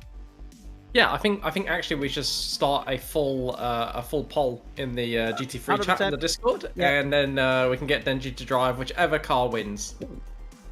No, I'm literally going for the Ford because I think we've seen him just about everything else. The Ford does seem to make the most sense. I do agree with that. Yeah. Just to get an extra manufacturer on the grid and probably in the top 10 as well. Knowing Tenchi. There we go. John Merritt, bring the forward dench. I like it. Well played, actually, to you, John Merritt, as well. In fact, if we see you rock up next Monday night, I think you should join him and go out in sympathy. But that's another story.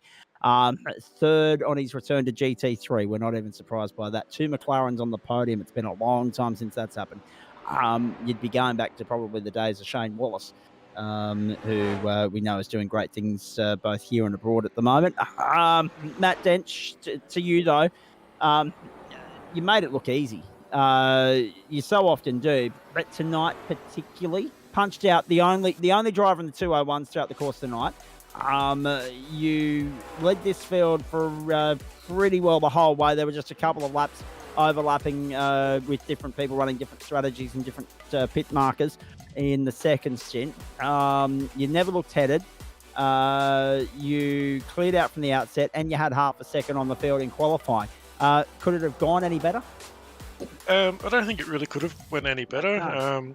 During practice, the first setup I tried was absolutely horrible. Then I saw Merritt in there with the McLaren. I shot him a message asking what setup he had, and he shared it to me. So yeah, we went really fast. The setup was absolutely amazing.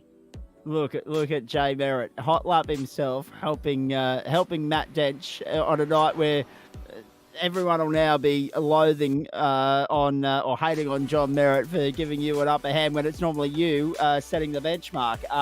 But that's what mates are for, and it goes to show as well the camaraderie that exists within the club and the sportsmanship of someone like John that could have easily said, "No, get stuffed. I want to take the W off you," but he comes to the party and helps you out. Yeah, no, it's always good. Like, yeah, it's always fun to have the fast guys tinker with the setups all together and just try and put on a good show. Oh, brilliant. I love it. Hey, just talk us through it, because obviously very different to normal. Normally we go mid-afternoon to sunset. This morning we went sunrise to mid-morning. Couldn't have gone much better in terms of the race as well, because all the incidents happened behind you. You didn't get caught up in anything. I don't think you really incurred too much in the way of lap traffic either, Denchi, because the rubbish helped itself out tonight. Yeah, I don't think I got any cars ahead of me that were like a lap down or anything like that. Even like after that second pit stop, when I was like pitting early, and that was still fine for traffic. But yeah, the car felt solid. We didn't fuel save at all. We just ran our normal laps the whole way. So yeah, it was real fun. Thanks. It was 29 qualifying laps. It was incredible. It was. There were times when nobody could get within a second, which was just insane. I know Bathurst has a lot of time to lose around Bathurst, but a second lap after lap after lap was just on par with the very best that we've seen from you across certainly the seasons I've been watching. Actually, it's interesting as well, Denchi, to extend on Liam's point. We normally look at you for where our fuel range is. Everybody else +1 essentially is what we think. And then when we saw you come in at lap 12, we thought, no, that's it. Everybody else that hasn't been in yet is going to be in. No one got to 13. The numbers around here didn't really allow you to do so, I take it? I think if I was like sitting behind someone, fuel saving and just playing those games, we could have won an extra lap for sure. We got those 12 laps just on full push. So yeah.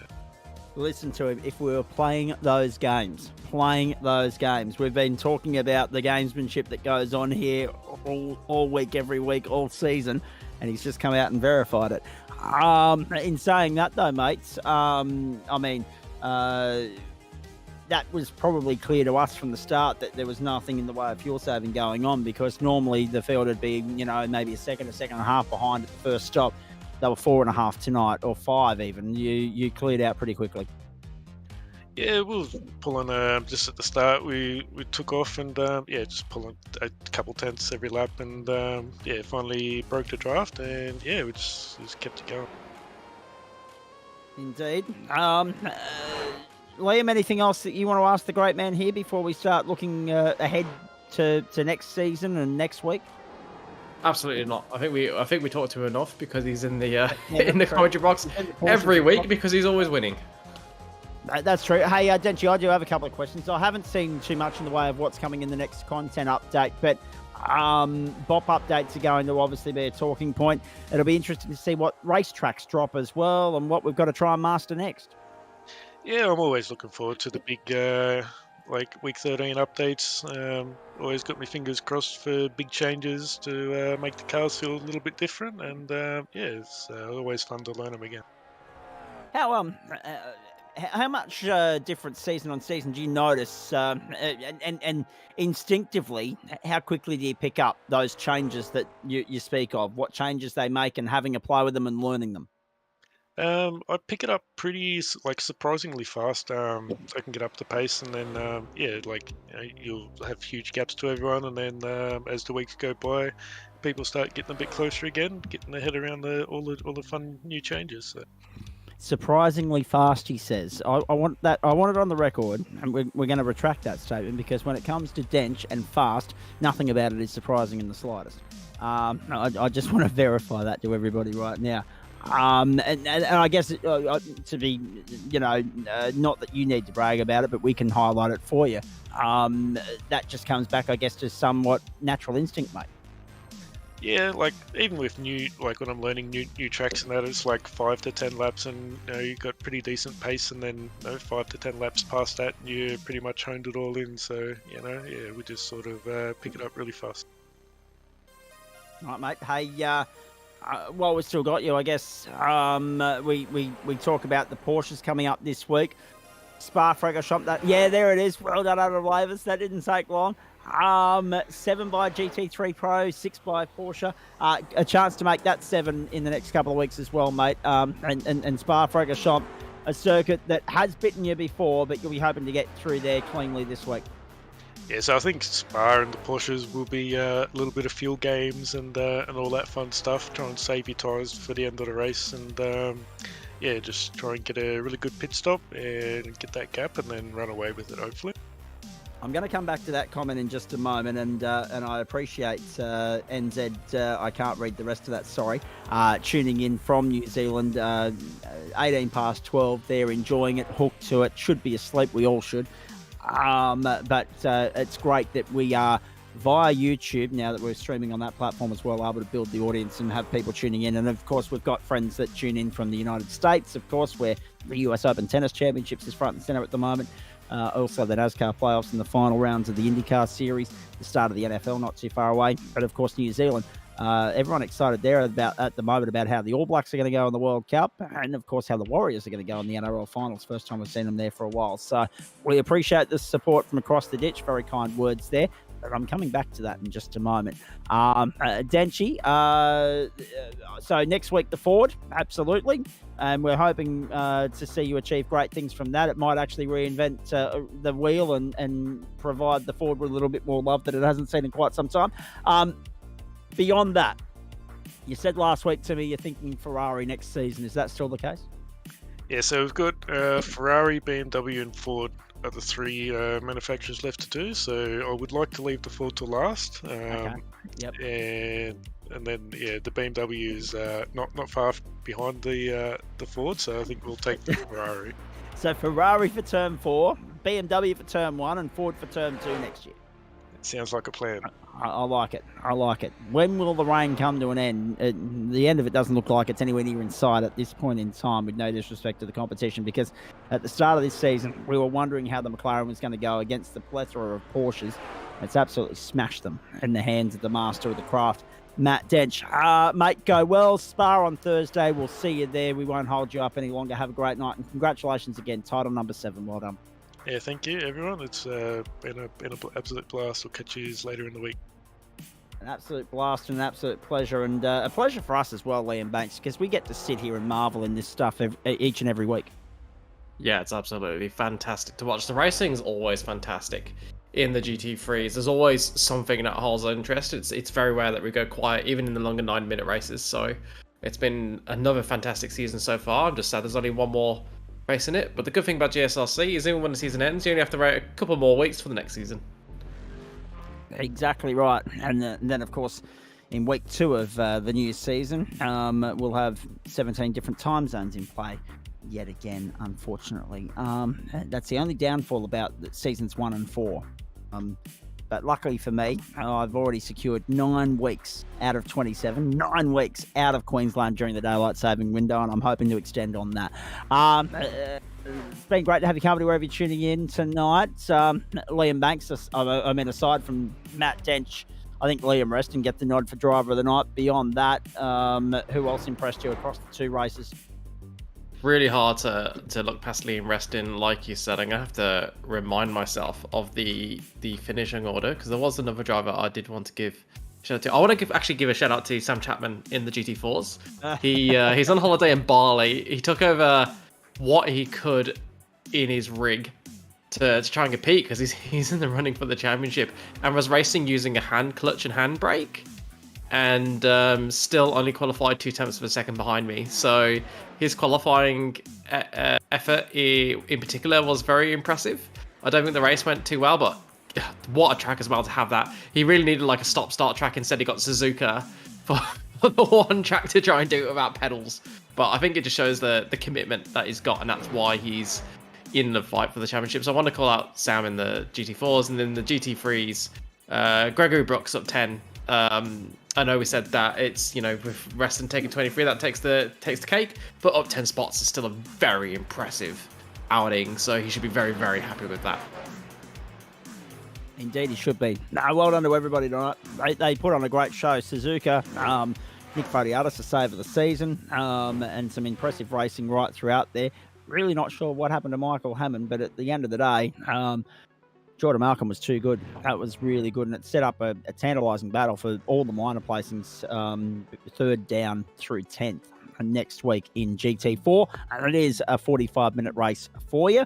And of course, with GT3, it is a 90-minute race, so we'll be here well beyond 10:30 next Monday night, putting a full stop on Term 3 of 2023 as far as Monday Night Motorsport is concerned. Before we go, there's oh Jesus, have a look at that. It is the most convincing of all of his championship wins. The fact that the advantage is 151 points with 1 week to play.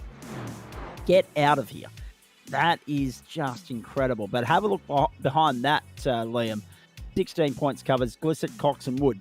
3 different manufacturers fighting for the last 2 spots on the podium. Can't ask for much better than that.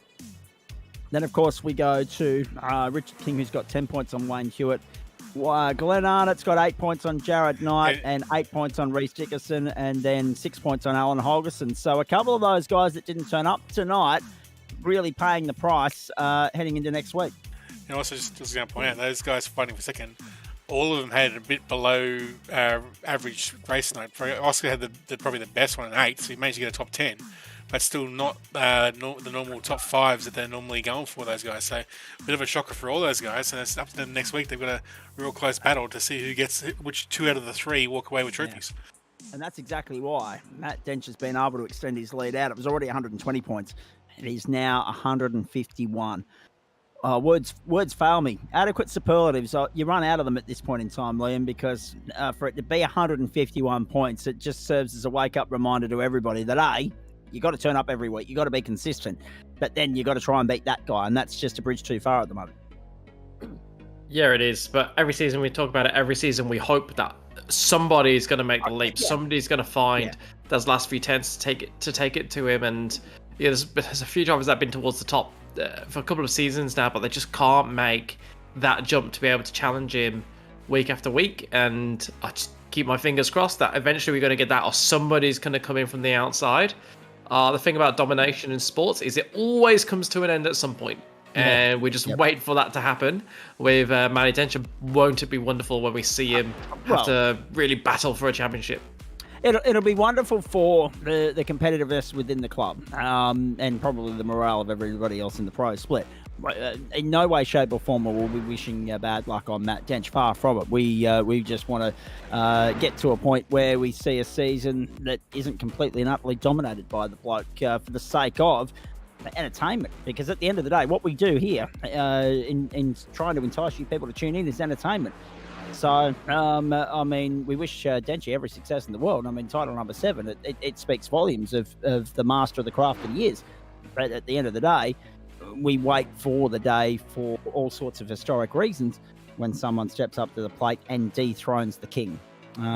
Incredible stuff. If you're looking for a championship entertainment battle, well, here you go. Whoa, holy Jeez, have a look at that. So 26 points covers first through third, 5 points. Mark Foster, Adam Lee Holland, pretty much winner takes all next week. Although Holland has far more up his sleeve as far as drop rounds are concerned than Foster. But then again, there's more on the line next week. So if Foster brings it home, it's going to be a difficult task for Holland. 1, 2, 3, 9 points covers 4th through 7th. And then another 3 back to Stephen Gallacher, 7 back to Neil Gladwin and Greg Heaney tied for 9th, making up the top 10. 3 different manufacturers in that top 10 at the moment. The first of the Lambos is outside, and Daniel Correa-Sar, the first of the Bimmers, is behind that, and Dale Sharp. And Daniel's only 3 points off the top 10 as well.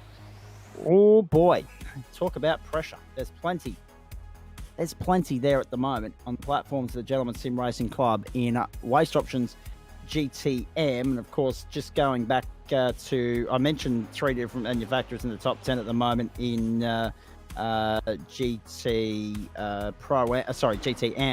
It's Dench. There's 4 different manufacturers in the top 10 in the Pro Split, because you got Dench, 4 different manufacturers in the top 4, perfectly honestly. But it's Dench, Glissett, King, Knight, Dickerson in the Porsches, the Holgerson, Hewitt and Cox entries in the Mercs, and Wood and Arnott in the BMWs. So 1, 2, 3 and 4. Very nicely done. Teams Championship, you were showing that there a moment ago. Adam Lavis, thank you. Side Hustle 1 and 2 at the moment, and leading both splits as far as the Teams Championship is concerned. And Twitchy's the 3 and 4. Angry Pepper 5th, Twitchy Foot again. Yeah, you're right, Liam Banks. There's 1,000 of those bloody Twitchy Foot cars. Fantastic stuff. And then a fair run of Denchi on his own is 7th, and he's only 103 points off the top end of town as far as Side Hustle's concerned. In fact, he's only 70 points off the best of the Pro Split teams in Side Hustles, Oscar Glissett and Reece Dickerson. So, I mean, that says enough as it is. And then he's got 18 points back on Richard King. He's only 4 points away from Ryan Wooden and Stephen Gallacher. Unbelievable. Right, we can't do this without the great people scrolling across the bottom of your screen, including Orbic Australia Waste Options, Blackout Electrical Solutions, and of course the login systems, Astute Insurance, Finance and Wealth in East Brisbane, my neck of the woods, Fisher and Door Lawyers, and of course Flash Graphics. The platforms of the Gentleman Sim Racing Club, we've got merch available for you as well, ladies and gentlemen. Have a look at this. So they've got 2 different websites. We've got merch.tgsrci.com and we've got gsrcmerch.myshopify.com. Both take you to the same place. Swap the merch for race in the tgsrci.com web address, and it'll take you to the admin side of things for membership renewals and calendars and all that other important information as well. So sink your teeth into some of that. Not too late to get your hands on a stubby cooler. Of course, some are just around the corner. They'll come in very handy sitting by the pool or the barbecue or whatever you're doing with your summer holidays. Let's have a look ahead on the platforms of the GSRC. We're done. It's 10:30 Eastern time. Tomorrow night, Sandown for the Toyotas. That'll be good fun. 7:50 Eastern Standard Time. 3 sprint races there. Wednesday and Thursday, we've got Interlagos as an entree. That's good. First up for the Formula Fords on Wednesday, 3 sprint races there, followed by the supercars from Twin Ring Motegi East, and that's 2 sprint races, the order of the equation there, from 8:45 Eastern Standard Time. Thursday night, same time frame actually, 7:30 we're on air, Daniel Correa-Sar and I. Interlagos, the venue, Toyota A6s are the agenda. The production car championship continues. The penultimate round, the second final time, we'll see the Toyotas. And then, of course, we're off to Circuit de Spa-Francorchamps. So South American, European doubleheader tonight to go with an Australia and or an Australasia and Asian doubleheader tonight. So 4 of the continents have been ticked off this week. South America and Europe coming up. Looking forward to that. We don't have an iRacing circuit in Africa yet, and we've got North America to come next week as well. Interlagos leads into Spa. The Spa race, 60 minutes. We're here at 7:30 to get the broadcast underway. The main course from 8:45. The post-race show will, of course, take us back to about 10:15 Eastern. And that will be a 60-minute race for you on Thursday night, the last of those for the Porsches this season. Friday night, we take you to Wings and Slicks from Phillip Island, the Formula 3's 2 sprint races there from 8:15 Eastern. Saturday night, as Trucker Joe said earlier in the piece, on the other side of the Nullarbor, of course, we've got the Mountain Men from Mount Panorama, Toyota 86s, the car of choice this week, the weapon of choice, 8:30 p.m. Eastern Time, 32 laps there. And then next Monday night, don't miss this. Do not miss this. Australian Eastern Standard Time, 7:34, the Orbic Australia GT4 Challenge finale from Magni Core. That's 45 minutes, which means the start of the GT3 race has been pushed back to 8:45 p.m. 90 minutes around Road America. The GT3 Pro Championship may well be done, but the M's Championship is well and truly up for grabs and on the line, and we will keep you across that as the night rolls on. Brilliant stuff. Banksy, thanks for your time tonight. Appreciate it. Anytime, buddy. Anytime. And thank you to you, Adam Lavis, as well. We're done on the platforms of the Gentleman Sim Racing Club. That was a big moment for David Christensen. There were a few of them tonight. We got through safety car free in both GT4 and GT3 Pro, but they had one in GT3 AM. It's the Mountain. It's always, a probability that we'll see a safety car. There's always a chance. It did happen in GT3 AM tonight.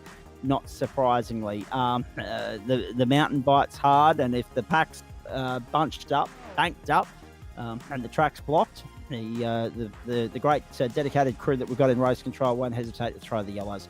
But one thing's for certain, yellow or not, nothing was stopping Matt Dench tonight. No slowing him down in the slightest. He won by 17.5 seconds from Jared Knight and John Merritt. Oscar Glicity's nearest championship combatant was down in 8th place. Dench did enough to wrap up title number 7 with a week to go. We go to a Road America for a dead rubber as far as the outright fight is concerned, but the minors are still very much up for the taking. And we look forward to determining who finishes where this time next Monday night. On behalf of Liam Banks, Adam Lavis, and the rest of the GSRC broadcast commentary and production crew here from the famed Mount Panorama circuit, the best 6.213 kilometres of motor racing real estate anywhere in the land. In fact, the best 6.213 kilometres of bitumen anywhere in this country. What precious prized real estate it is, steeped in tradition and an Australian sporting culture as well. We hope you enjoyed it as much as we enjoyed bringing it to you, and we look forward to your company on Thursday night for Toyota and Porsche racing. Until then, for the crew, I'm Zach Caban bidding you a very good night.